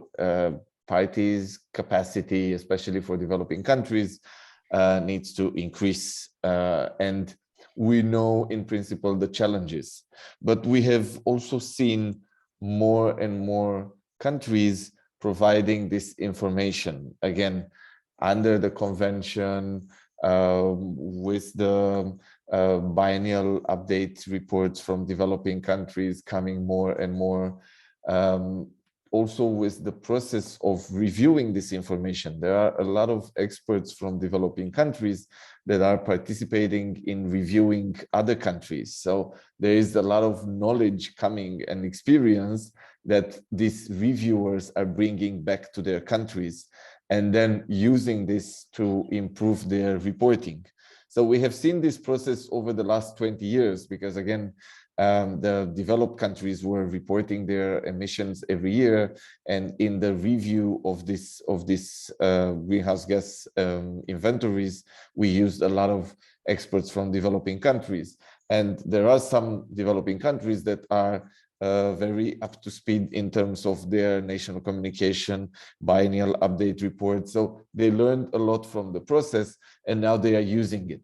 Of course, we know there's still a lot of capacity building needed. There are different programs that we are organizing, some of them in the countries, where, for example, we are bringing all the agencies, all the ministries together, and all the time I'm raising this with my colleagues to bring also the national statistical offices into these programs.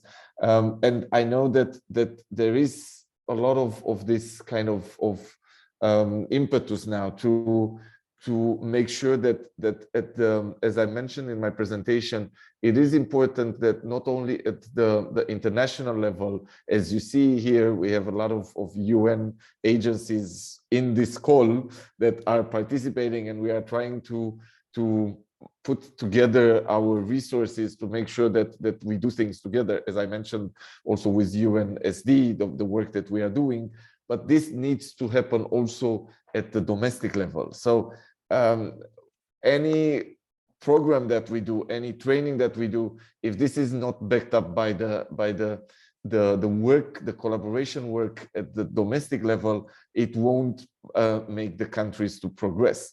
So this is something они будут сделаны с большим участием. It is important for people to. فإذا من And I know that, for example, there are countries like Suriname, where the National Statistical Office is heavily involved in the preparation of the reports to UNFCCC. Recently, they submitted their national communication, and I looked to see how the National Statistical Office is mentioned into this report, and there's a lot of mentioning, and it looks that they are working together. So this is something that from my point of view is very important, having this institutional framework and working together. Brilliant. No, thank you very much, Vlad, for that answer. So just having a look at the questions that we've got in the chat. We've got a few there now. We've got one from Gozia from UNECE asking Kaiser, from the two gap reports, do we get any sense of what data gaps are the most urgent to address? And some follow-up questions in there as well. And then I think from UAE, we've got a question relating to COVID-19 and how that relates to environment and disaster related statistics. We're going to be going more in depth on disaster related statistics, and some of our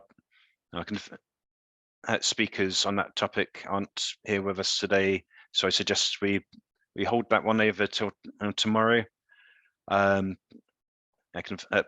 perhaps Kaiser, if you want to respond very quickly to Gozia's questions. Sure, thank you. I hope you hear me okay now. Sorry, I'm having some challenges with the audio.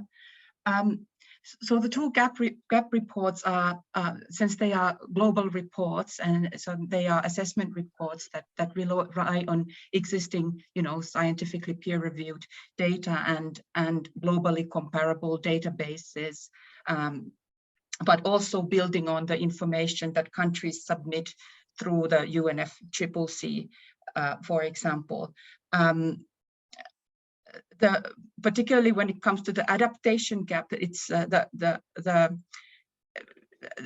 gap, so to say, is much harder to measure and quantify than it is with the emissions gap report globally. So that's why the adaptation gap report sort of looks at the progress based on proxies somewhat to measure our global progress on adaptation. But perhaps once we have an agreed global goal on adaptation, then this gap will be sort of easier to define. Thank you. Okay, that's great. Thank you very much.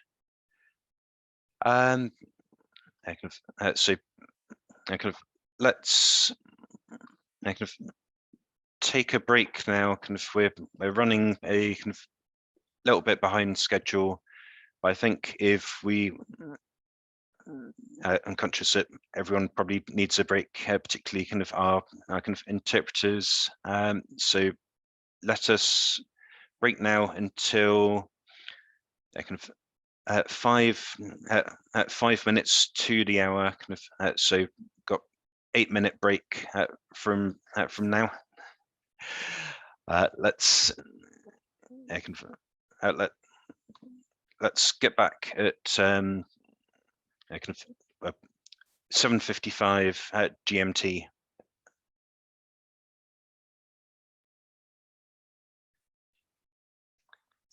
Okay.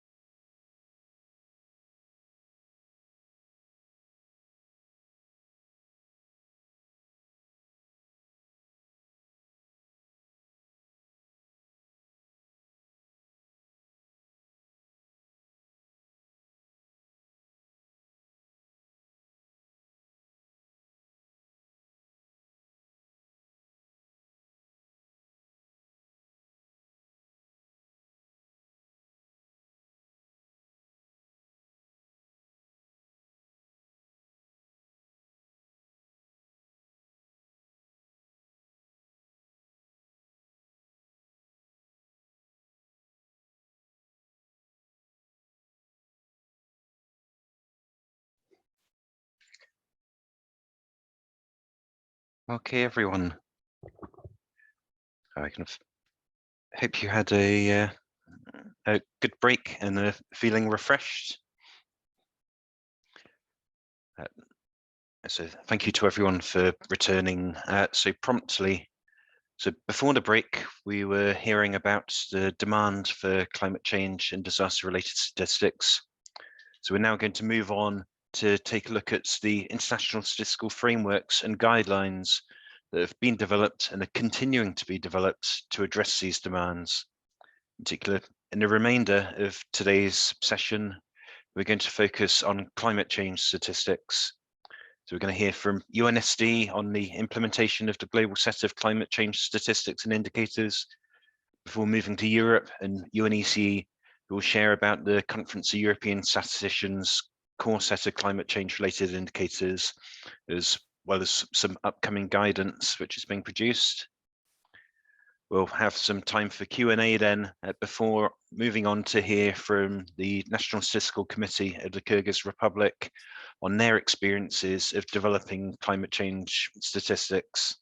And then in the time that remains in session, we'll to kind of hear about experiences, achievements and challenges from some of the other countries who have joined us here today, as well as be an opportunity to answer any questions that people may have.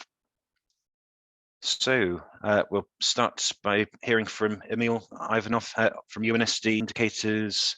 Emil was, I believe, just landing in JFK a few hours before our webinar, and it's now goodness knows what time in the morning there in New York. So thank you very much for joining us in person. We really appreciate your dedication.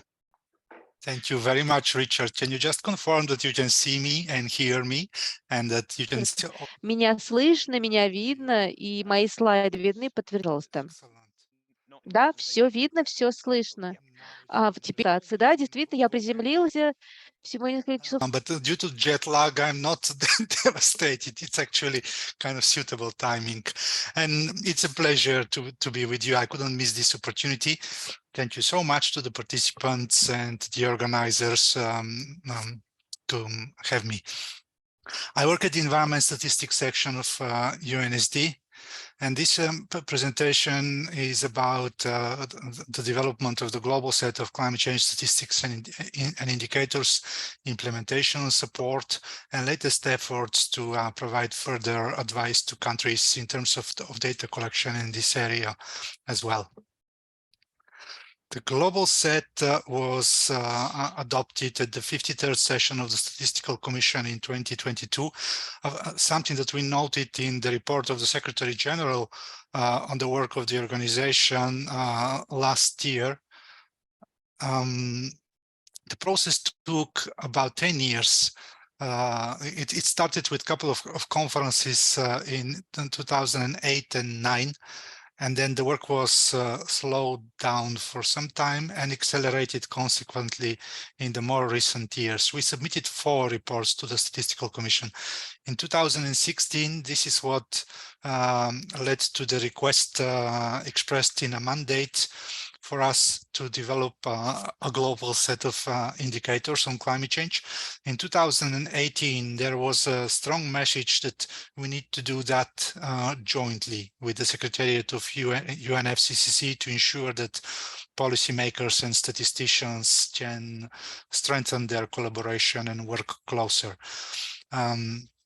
In 2021, we submitted a report for information, and in 2022, the description of the global set, which led to its adoption. The global set links the reporting requirements under the Paris Agreement with the statistical guidances, frameworks, and methodological guidance that exists. It is structured similarly to the FDES. It follows closely the subset of statistics presented as a cross-cutting theme in Chapter 5 of the FDES, and the structure is also very similar to the indicators included in the Sendai framework and also the climate-related SDGs, in the sense that they all have tiered structure, metadata, and similar structure in terms of indicators, sub-indicators, or any other naming, but with the same effect. The key component here is that we have presented the correspondence between the reporting requirements with the available statistical frameworks. In that sense, most of the indicators and statistics in the global set follow the FDS. About 120 of those are from the FDS, in fact. The next number is from the SDGs. 51 SDGs have been identified as having a quite important climate change relation, so they were included as such, and then SIA-based, 46 of them. Following our indicators and statistics according to the recommendations on energy statistics, then the Sendai framework, 12 of them, and IPCC based, 10 of them. All this is explicitly described and mapped in the metadata. For each indicator, we developed such a metadata sheet. It presents a number of details, starting with those correspondences, then short definitions, then explanation of the relevance to climate change, and then further metadata details, such as what are the possible national sources of data, the possible data collection tools or instruments applied, and also if there are international processes in place requiring this indicator. There is quite a massive and growing engagement in the work of this area, as illustrated by the responses to the global consultation that we did in 2021. This shows you some 86 countries responded to us. That was 2 years ago. Now this number has grown in addition with the number of countries. We don't have the exact number, but there are a lot of efforts going on. What we see most often as highlights of those engagements is that the countries use the global guidance to develop their own sets of climate statistics. That's actually the key message here. And for this to happen and to be operationalized into some sort of sustained production of statistics, we also see the establishment of some national bodies or structures or committees to oversee those processes, especially since climate requires quite a broad engagement from different actors at the national level. Now, following the adoption of the global set, we have focused quite some attention during the last year to develop several implementation support tools. One of them is the Climate Change Statistics and Indicator Self-Assessment Tool. We call it CSAT in brief. And implementation guidelines, which were piloted and discussed several times last year, and now they're published on our website. We have also published we are also in the process of developing training materials and eventually e-learning. The global set in its most detailed form and eventually the most up-to-date form, since a lot of things are changing very rapidly in this area, can be accessed from this self-assessment tool, the CSAT, in its second part, part 2. More information about the processes, how all this was developed, is included in the report of the Secretary General to the 23rd session of the Commission, as I mentioned earlier, and there is even more extensive presentation of the global set in a background report. All those things can be accessed via the link shown in this slide. The implementation guidelines include 5 sections presenting the global set, explaining key points of the roles of NSOs and the national authorities working on climate change, and also the key requirements to engage the rest of the stakeholders for this process.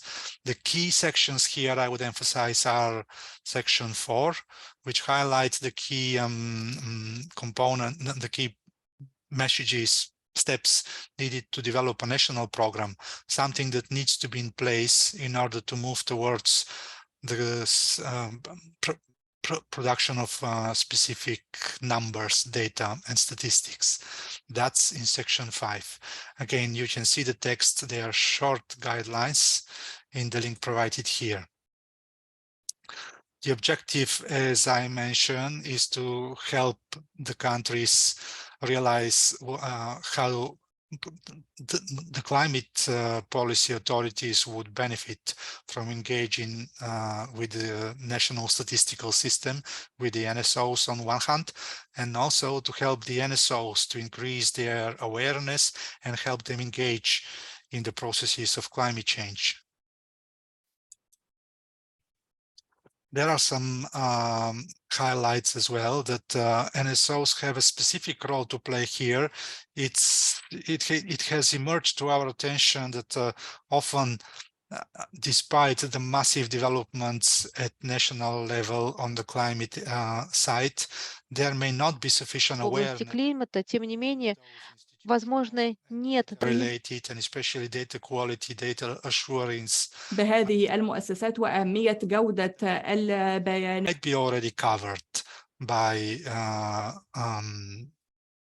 statistical processes and statistical documents in the country. Therefore, we emphasize that this is the first step, in fact, that climate policy authorities and national statisticians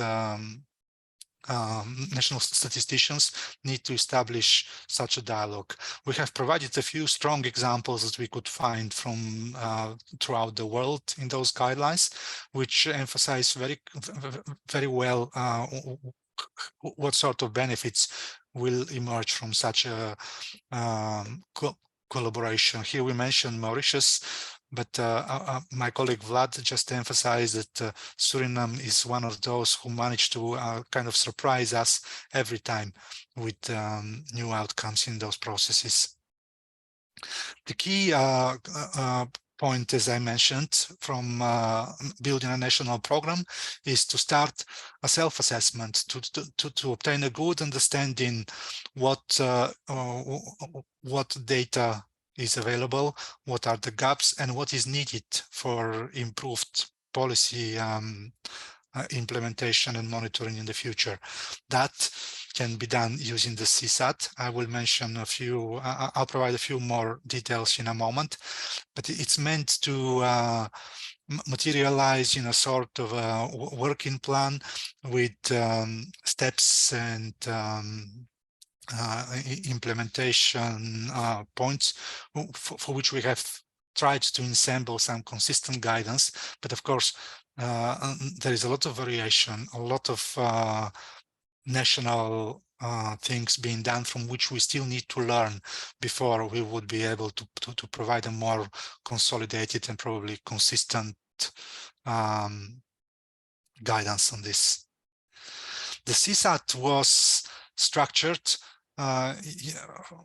following the example of the self-assessment tool for the framework of development of environment statistics, the ESCAP. That's on one hand. On the other, we used a sort of simplified structure for that during the global consultation in 2021. So we combined those two, and we consolidated now a new structure which is slightly more extensive than the one in the FDES, but with more focus on climate, of course. It is similarly structured in two parts, also starting with an introduction. And the difference from the FDS is that it also includes the metadata. A 300-page document composed of all the metadata is now linked in the same package in a way that all the indicators can be examined in detail. Part one focuses on the institutional dimensions. I won't speak more about this now. Part two is actually a spreadsheet where every indicator is accompanied by some key statistical references, and then follows the self-assessment part, which is a number of key questions. They basically relate to the relevance, to the availability of data, and to the methodological soundness. I want to emphasize again that this is now structured in such a way that if you download the metadata and this spreadsheet in the same folder and do not change any names, whenever you click on an indicator, it should open for you the corresponding metadata sheets automatically. That's still only in English, unfortunately, but we are trying to explore opportunities to translate it into the other official UN languages. We have some success with French and Spanish, but they are still under development. We won't be able to disseminate that in the very near future. Now, about a third of the indicators and statistics included in the global set are at tier 3, which means that they require some additional methodological development. We were trying to address this issue comprehensively, but it requires perhaps quite an extensive effort. So we were able to focus actually on few areas. Gender and health, especially, we could do thanks to the support from partners. On gender, that's following the mandate which the Statistical Commission has received, that gender needs to be integrated into all statistical areas. And now our colleagues from the social and gender statistics are helping us to explore climate change as a specific area where this integration can be explored and demonstrated. Health is another area, thanks to a project led by the UK ONS, which is a 4-year endeavor, and it aims to develop standards specifically designed to support least developed and developing countries who are particularly vulnerable and impacted with a lot of health-related impacts from climate change. We have also seen some utility. We saw that the global set could help to start expanding more disaster-related indicators and statistics in the work of the European Task Force. And we are also aware that there will be more and more processes which require follow-up, and they need to be reflected and updated in the global set. One example is the recently adopted biodiversity monitoring framework. Since the global set contains about 20 indicators on biodiversity, we could align many of those prior to the adoption of this framework. However, there will be more development, more metadata will be published, more examples, and of course this requires constant updates. I won't read this text, it just explains the mandate to integrate gender into the area of climate statistics. In the global set, we have about 30 indicators and statistics which can be disaggregated by sex. This is not enough to address the needs to have gender properly addressed in this area, of course. So further work will be done. There are just a couple of indicators that address gender explicitly, and similarly a couple of statistics do. This work now has been incorporated firmly in the discussions on both sides. Our expert group on environment statistics has session on gender as well, and similarly do the expert group on gender statistics. So a lot of developments will follow. Now, I don't know if I still have a lot enough time left. I will just say a few words on data collection. We are starting, this is a more novel area that we are focusing some efforts now, expanding on the 6 categories of data sources introduced in the FDS. This is statistical surveys, administrative records, remote sensing and GIS, monitoring systems, scientific research. Of course, for climate, this relies a lot more on projections and modeling and estimations, and specifically for GHGs, forest inventory, forest issues, this requires inventories. So we are trying to develop further guidelines and further examples in each of those areas as they relate to climate. Of course, there is a very big interest in how existing censuses and surveys can address that. Traditionally, there has been very little attention to environment and climate in the population and housing censuses, of course. We have been trying since quite some time to compile and publish those that have such.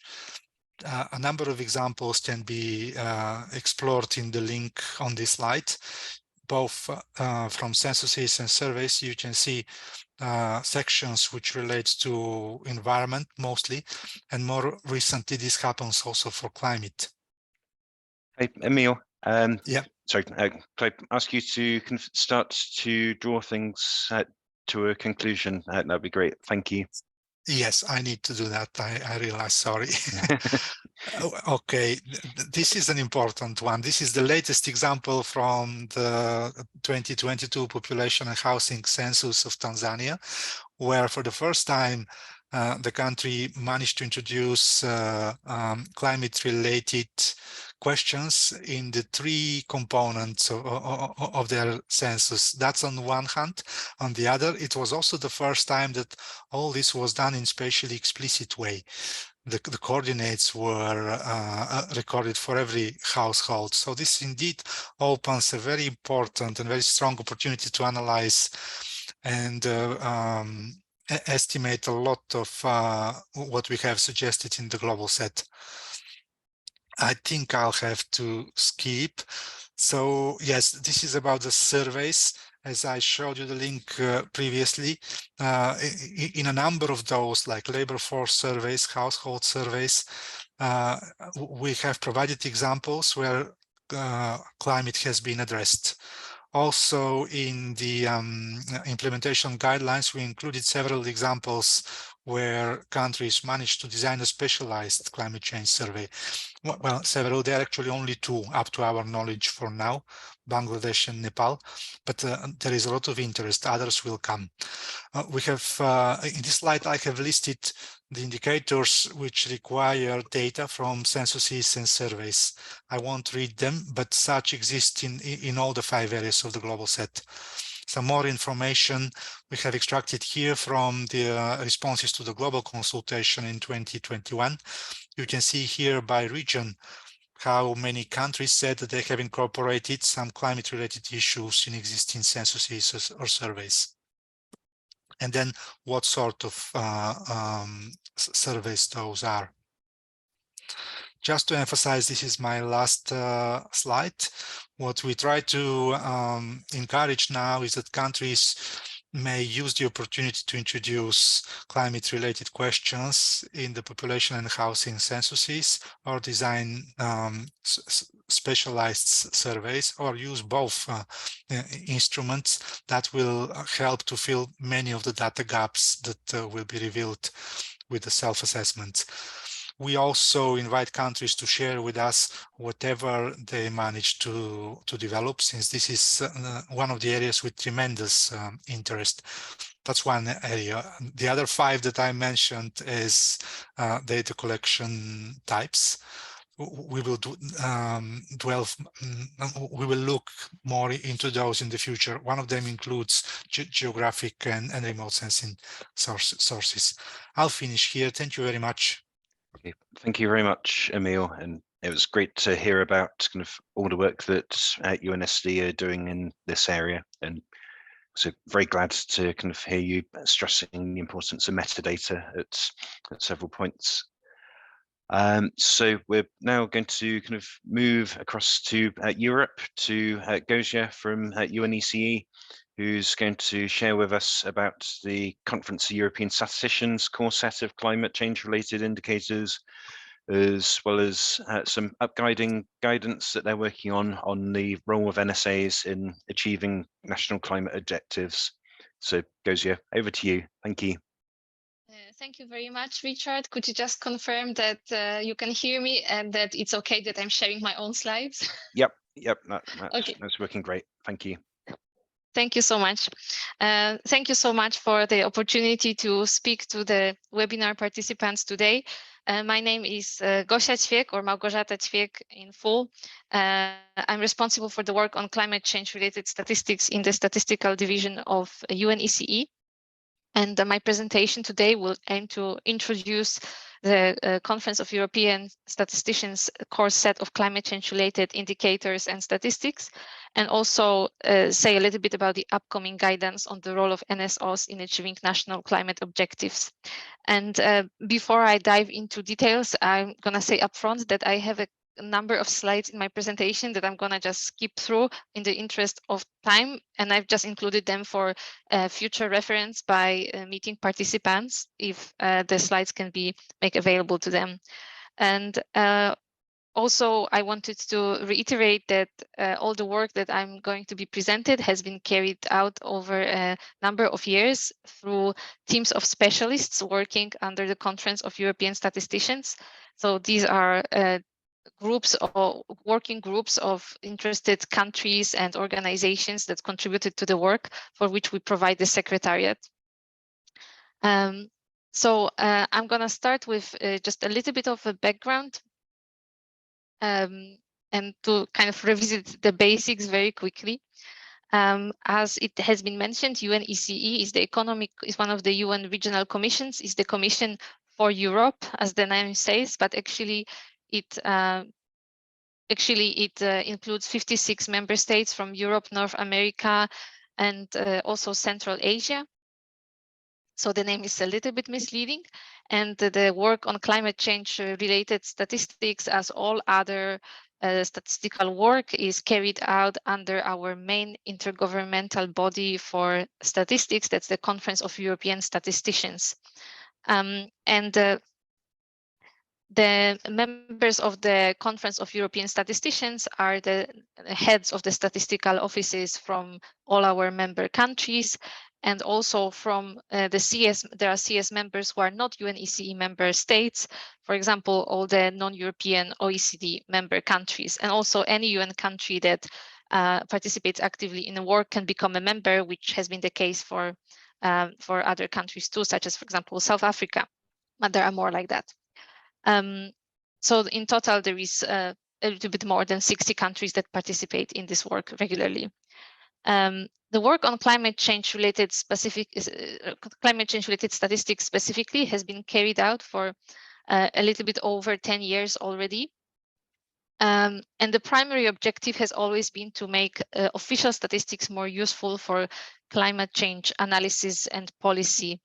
There have been a number of resources developed along the way, but the key milestones that I would like to draw your attention to are the CS recommendations on climate change related statistics. So these were the first internationally agreed recommendations on this area of work from 2014. Then the core set of indicators that I will speak about a little later, and the new task force which has been established last year, developing the guidance on the role of NSOs in meeting national climate objectives. Why is it good to mention the CS recommendations, even though it's been already almost 10 years since their endorsement, is that actually this was a very important moment for the statistical community working on climate change related statistics, because until that time we still heard quite often that climate change related, that climate change data is mostly about the physical environment. It's about the greenhouse, about the CO2 concentration, about the temperature, sea levels. So sometimes it has been questioned whether there is a role for NSOs in this space. However, these recommendations have clearly outlined that the climate change related statistics actually covered all the relevant statistics which are useful for climate change policy and analysis, and that it's in addition to all the data which I've already mentioned, there is also a need for data that describe the linkage of climate change phenomena with the economy and the society. And these are domains where NSOs have traditionally played the key role in the national statistical information systems. So NSOs have a very clear role to play in developing climate change related statistics. And also the CS recommendations underline that because this is such a cross-cutting and multidimensional topic, as it has been also mentioned by the speakers in the first part of the webinar, we need really holistic and systemic approaches to make official statistics more useful, because it's not only about one statistical domain or one statistical topic, but it's about making all official statistics and the statistical infrastructure more useful for this very, very important policy area. So the next 3 slides include an overview of the recommendations that I'm not gonna delve into at this point. But when the CS recommendations were endorsed, one of the key tasks for the future was to actually define what is the set of core climate change related statistics and indicators, after we have agreed that NSOs have a role, that there are many statistics and indicators that are relevant.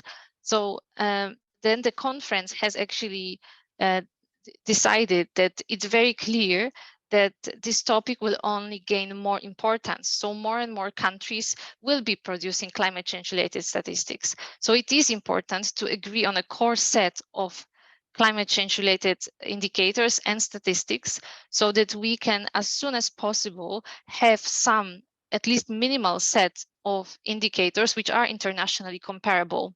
And also what has been underlined is the need to use existing data systems, which is why in the mandate for development of the indicators, we were asked to use as far as possible the system of environmental economic accounting, as well as to refer to the SDG indicators and the standard framework indicators.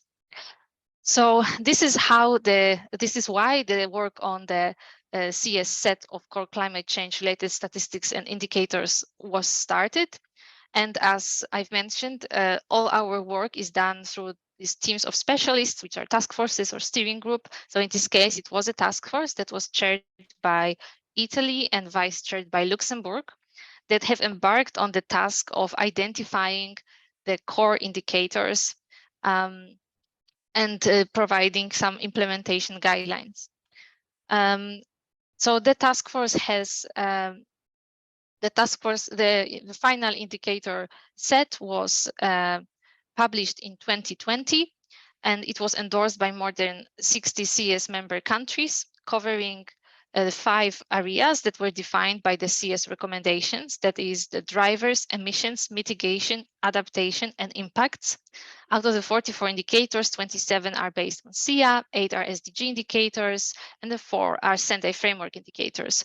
For each of the core indicators, there is a metadata sheet, and there is also a list of core statistics and accompanying implementation guidelines for the whole set. All of these materials are available for download and use, and the links are on the slide. So what is actually in the set? I've already mentioned that there are 44 core indicators. So what is a core indicator?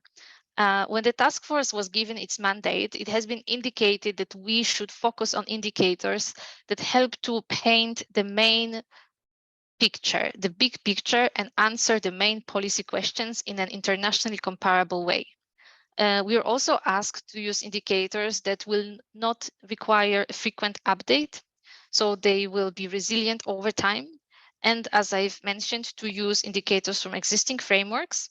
And also, because the number of indicators was meant to be relatively small, there was a decision not to include disaggregated indicators in the main set.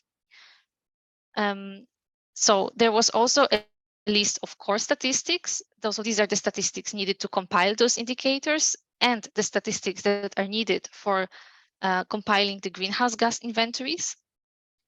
But these core indicators and statistics were supplemented with contextual indicators and these which provide additional information relevant for national context. So these are additional indicators that are suggested to be produced if it's aligned with national priorities and if they are relevant in the national context. And also they help to tell a story about climate change in a given country based on the core indicators. And also the recommended sectorial, spatial, and temporal breakdowns were defined for each of the core indicators. إننا نعلم من مؤشرات أهداف التنمية disaggregations, but it's of course not always possible to do all of them or all of them at the same time, and there may be different priorities. So here, similarly, we define the recommended disaggregations that the countries can use depending on their priorities and needs. The 44 core indicators were selected in line with an agreed selection procedure. I'm not going to go into a lot of details, but the main criteria for the selection was the policy relevance in the UNEC region, methodological soundness, and data availability. And also the priority was given to the SIA-based indicators. However, not all, as I also already mentioned, 27 indicators are based on SIA, and there are also indicators which are from other sources. So they are either concerning the physical characteristics or they are derived from the territorial approach, such as the total greenhouse gas emissions as reported to UNFCCC. This slide just illustrates that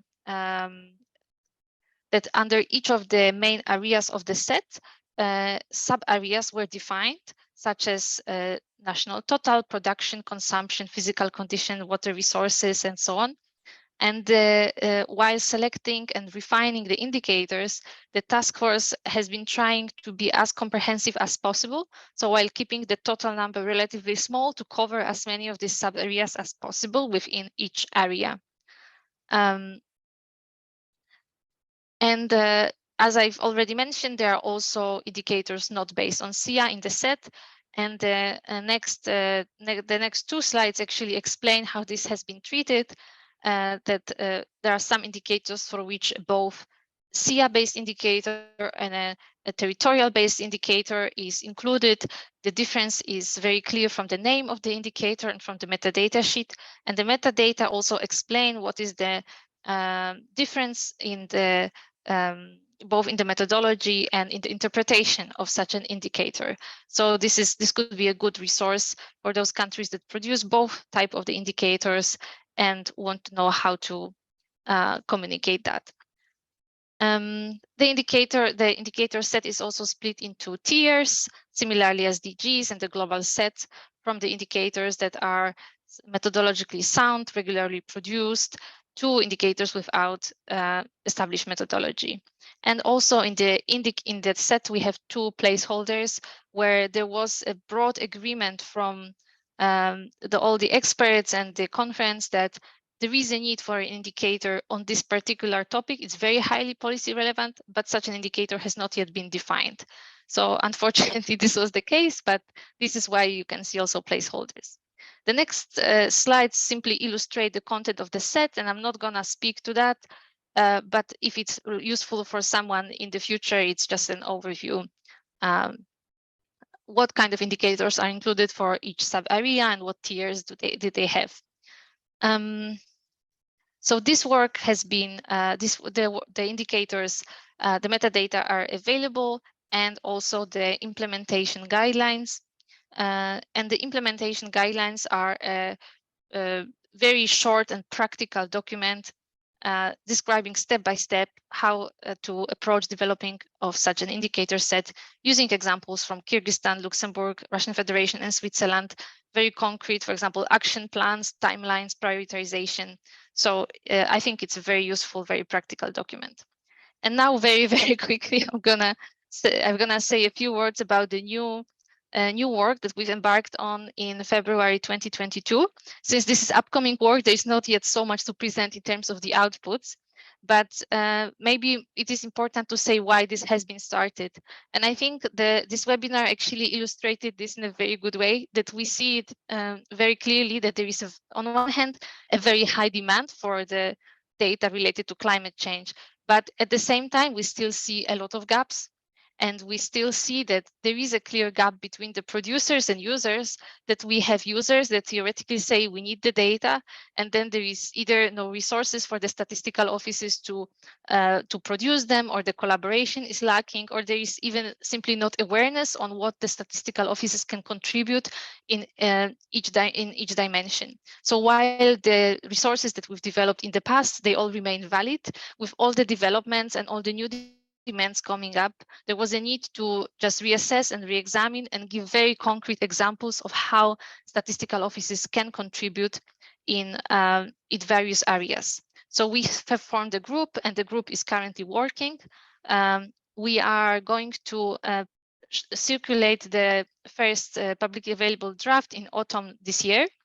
And that guidance is going to showcase how NSOs can contribute in some key areas, that is reporting to the Paris Agreement, is providing data for informing national policies in the areas of mitigation, adaptation, and just transition, and also informing the public, which links to the core mandate of the national statistical offices and the fundamental principles of official statistics, which is to produce statistics as a public good, and also empower, so not only policymakers can take action on climate, but also everyone, every individual, the civil society, and so on and so forth. So the purpose of this work is not to reinvent the wheel and develop new indicators, but rather consolidate and expand the existing knowledge and really empower the NSOs to be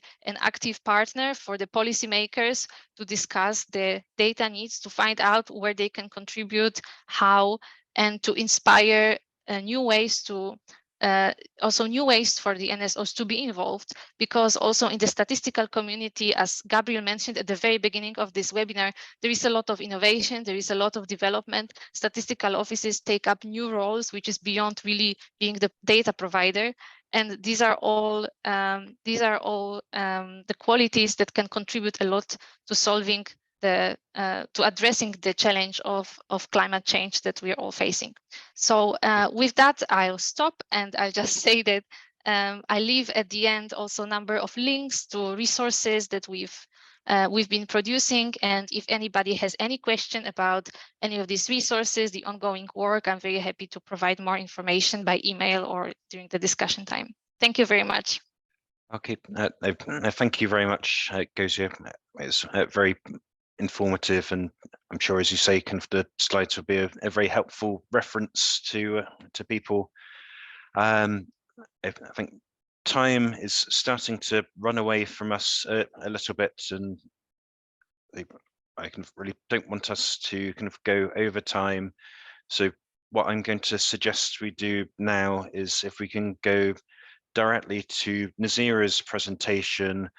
I can hear from Nazira on the experience of Kyrgyzstan, is one of the countries that was just mentioned in Gozia's presentation. So it'd be great to get a country perspective in here now, and then we'll have a kind of combined Q&A session kind of at the end to finish off our part one of this webinar. So. Thank you, Richard.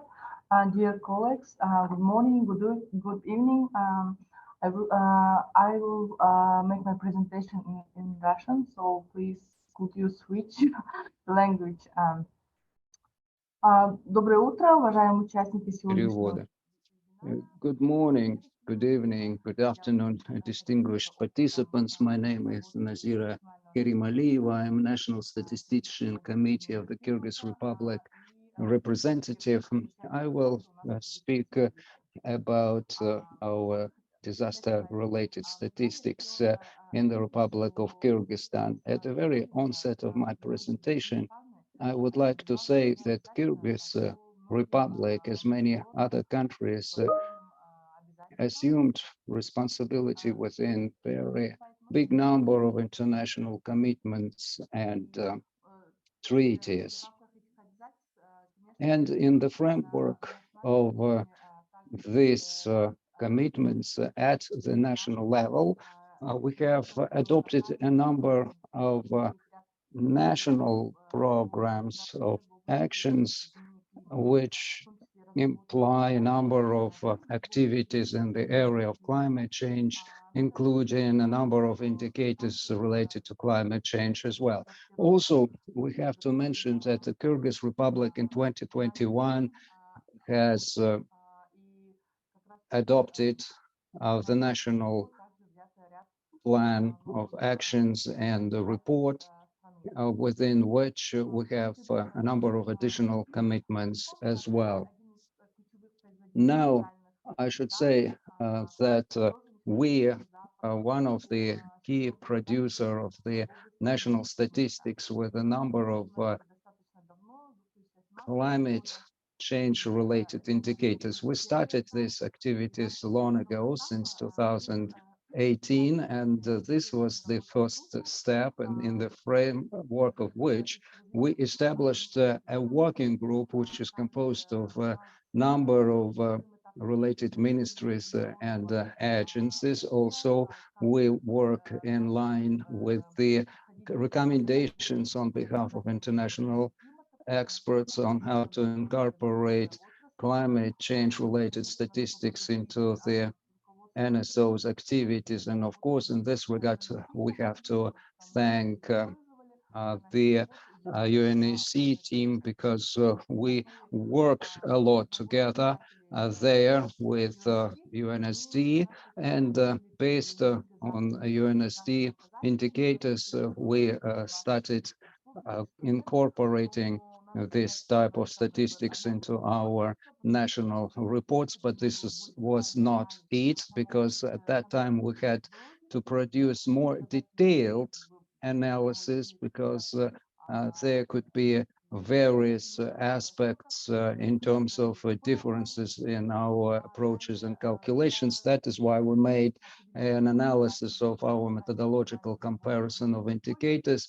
We also review the global set in terms of what we can pick up from there, and then we develop a metadata for every indicator. And of course, we take into consideration our pilot calculations. The drafting metadata for every indicator is a key important component for us, because this is a new area of activities for our NSO, and it is very important for the end users. And also, it is very important to know in terms of how a specific indicator can be used in order to implement climate change related activities. Of course, we developed a roadmap for development of climate change statistics. And this was the number of steps which we had to take into consideration while we developing our national indicators. Next slide, please. The next slide, and in this regard, I have to admit that at the very start, we work with 27 indicators, and during our further activities, we proved that these indicators are available for the users in Kyrgyzstan. 10 indicators were available in midterm perspectives, and 10 more indicators may be available only in the long-term perspectives, that is in 2021-2025, because these indicators requires a lot of efforts. We have to understand that these indicators might be based on yet not present sources, and 14 indicators are developed in line with our international commitments. Next slide, please. I also have to mention, yes, next slide, thank you, that we have a wonderful example of metadata on this spreadsheet where we compared international methodology versus national one, but at the same time, we have to review in greater details of international methodology content. We decided to leave the general part of it, and then we compare our national and international methodology sets in order to determine where are the differences between us and international recommendations, and what are the main differences between these two methodologies. Next slide, please. I also have to admit that apart from our climate-related statistics efforts, simultaneously, we started to develop a set of indicators for emergencies. This is what we've done within Sendai framework of actions and our plan for disaster management in Kyrgyzstan. In the framework of this, in order to get data together with the emergency ministry and the other related parties, we develop a statistical reporting form, which is the main kind of forms to communicate statistics data between various stakeholders, including Ministry of Emergency Situation and the territorial body of the Ministry of Emergency Situations. And because of this form, we received data on the number of emergencies took place in Kyrgyzstan, for instance, as well as the number of casualties, the number of missing people, a number of displaced individuals because of emergencies, the losses and the damages reports, and infrastructure damages. Of course, this data are used for SDGs, including 11 and 13. I also have to mention that all this data are received in disaggregated form.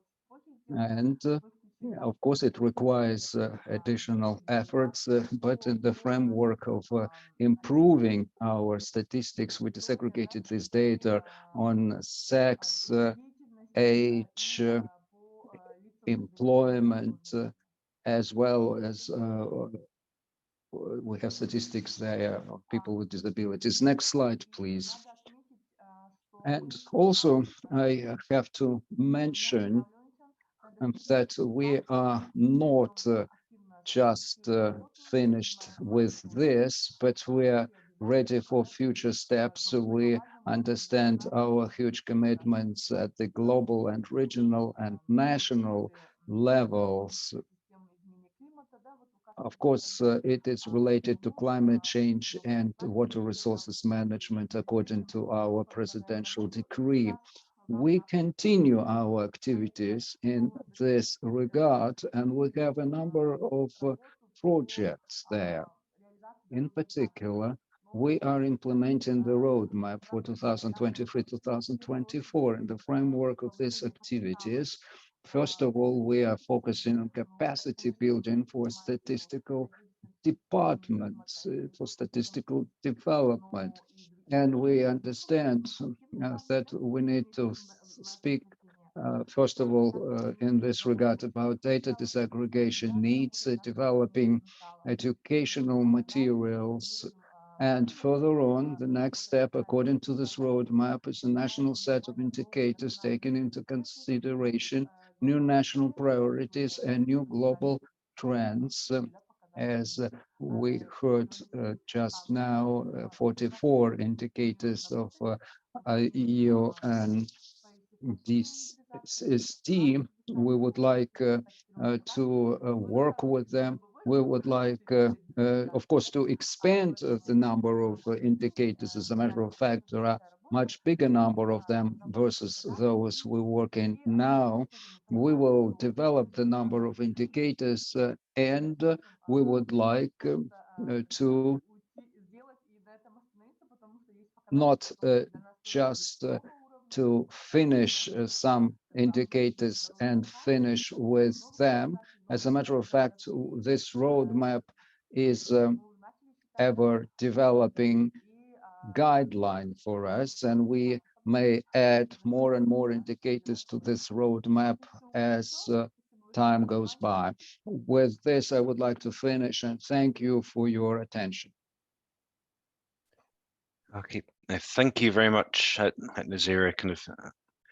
I'd just like to echo Gosia's congratulations on the excellent work that you're doing in Kyrgyzstan. It's really great to see how some of the frameworks and indicators that we discussed earlier are being applied in the national context. So we're really coming to the end of things now, and we do have some time for questions. So please, if you could put your hands up, please let me know if you've got any questions for any of our speakers. So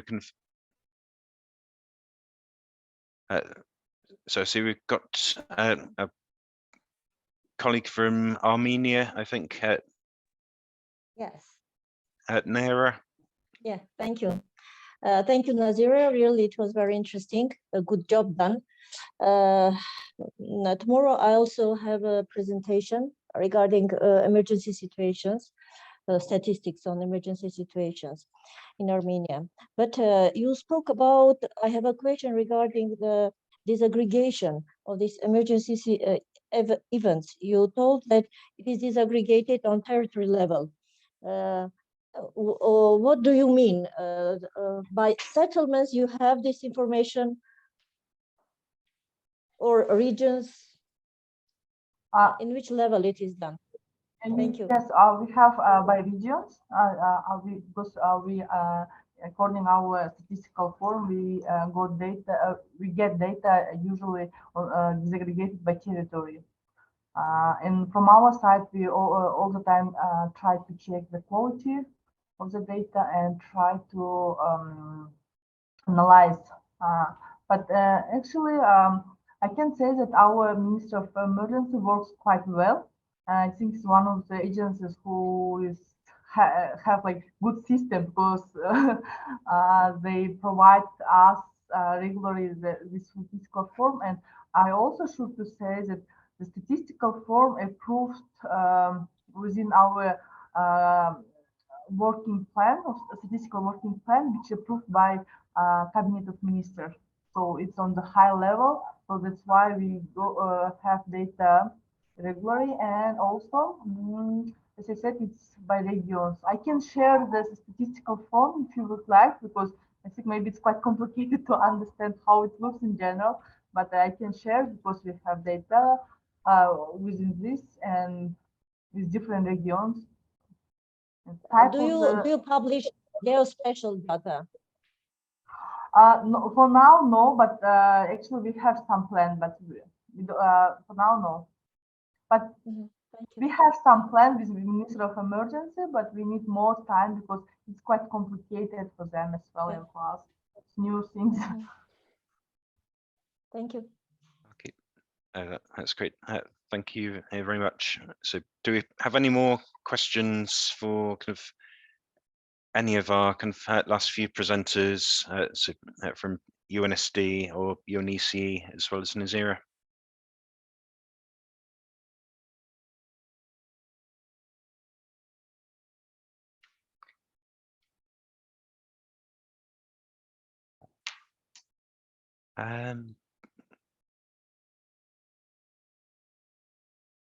Okay, I can't see any kind of questions.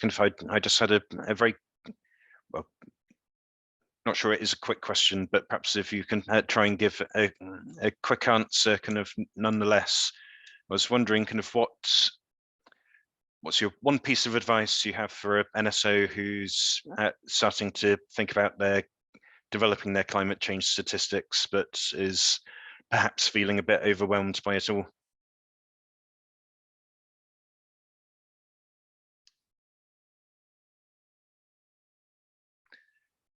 Is this for me and Gosha? This is for whoever who wants to answer it. So Emil, you're on screen. Why don't you you answer it?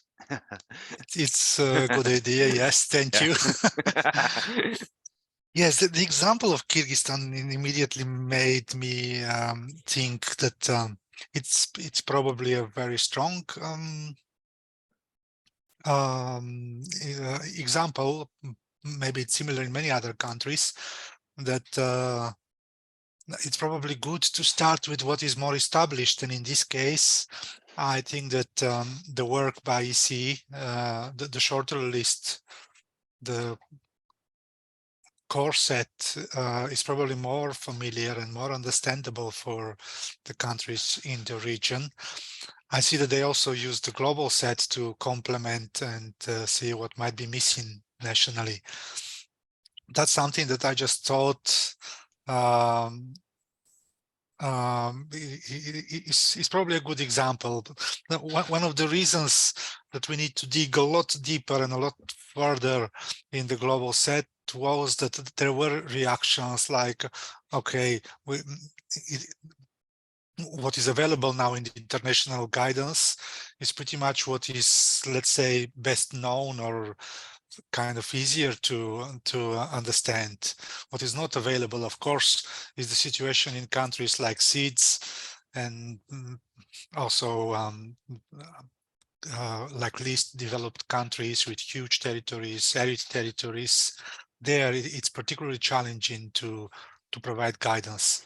So, yes, I see that that's one way to start on a more narrow basis and expand further, look for more indicators. But thanks, Emil. Yeah. Sorry, just got 2 minutes left, so I'm not sure. Gosha, if there's anything you want to add in less than a minute. Yes, so very quickly, I think I would give 2 pieces of advice. One is just start with anything, start with something small, start with something that is available, and that will help to start establishing the relationship with the users, to position NSO as the important player, and this will help to advance the work. Nobody, no office in the world can start with the full global set, and not even probably with our smaller set, so everybody's facing the same challenge. But every step you make to producing even a few indicators, it's a very good step forward. And the second advice is just coordination and working closely with the users. Yeah, very quickly that. Okay, brilliant. I think that's some fantastic advice.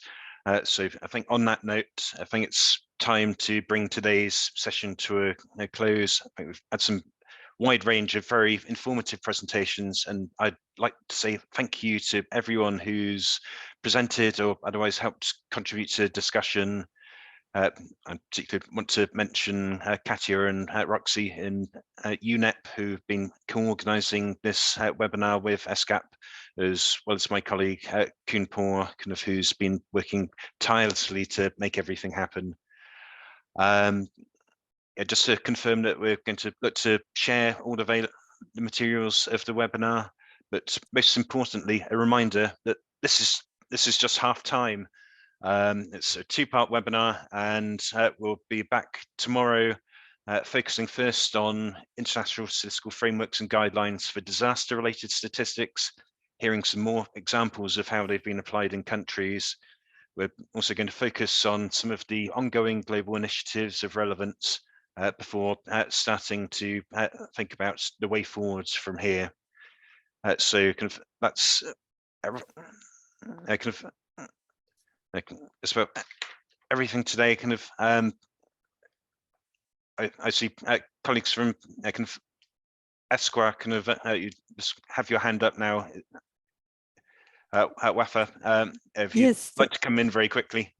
Yes, Richard, thank you very much. I added the link because ESCAP worked on a compendium for climate change indicators of priority for Arab countries based on UNSD and ECE lists. And we made few meetings and expert groups to discuss it with the countries.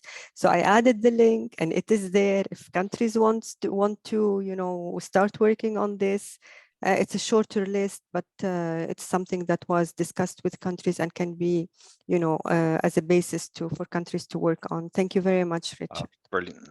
No, thank you, Wafa. I think that's very helpful.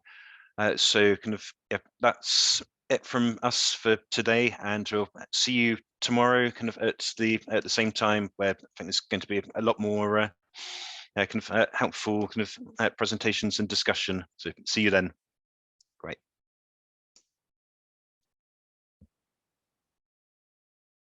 Bye-bye.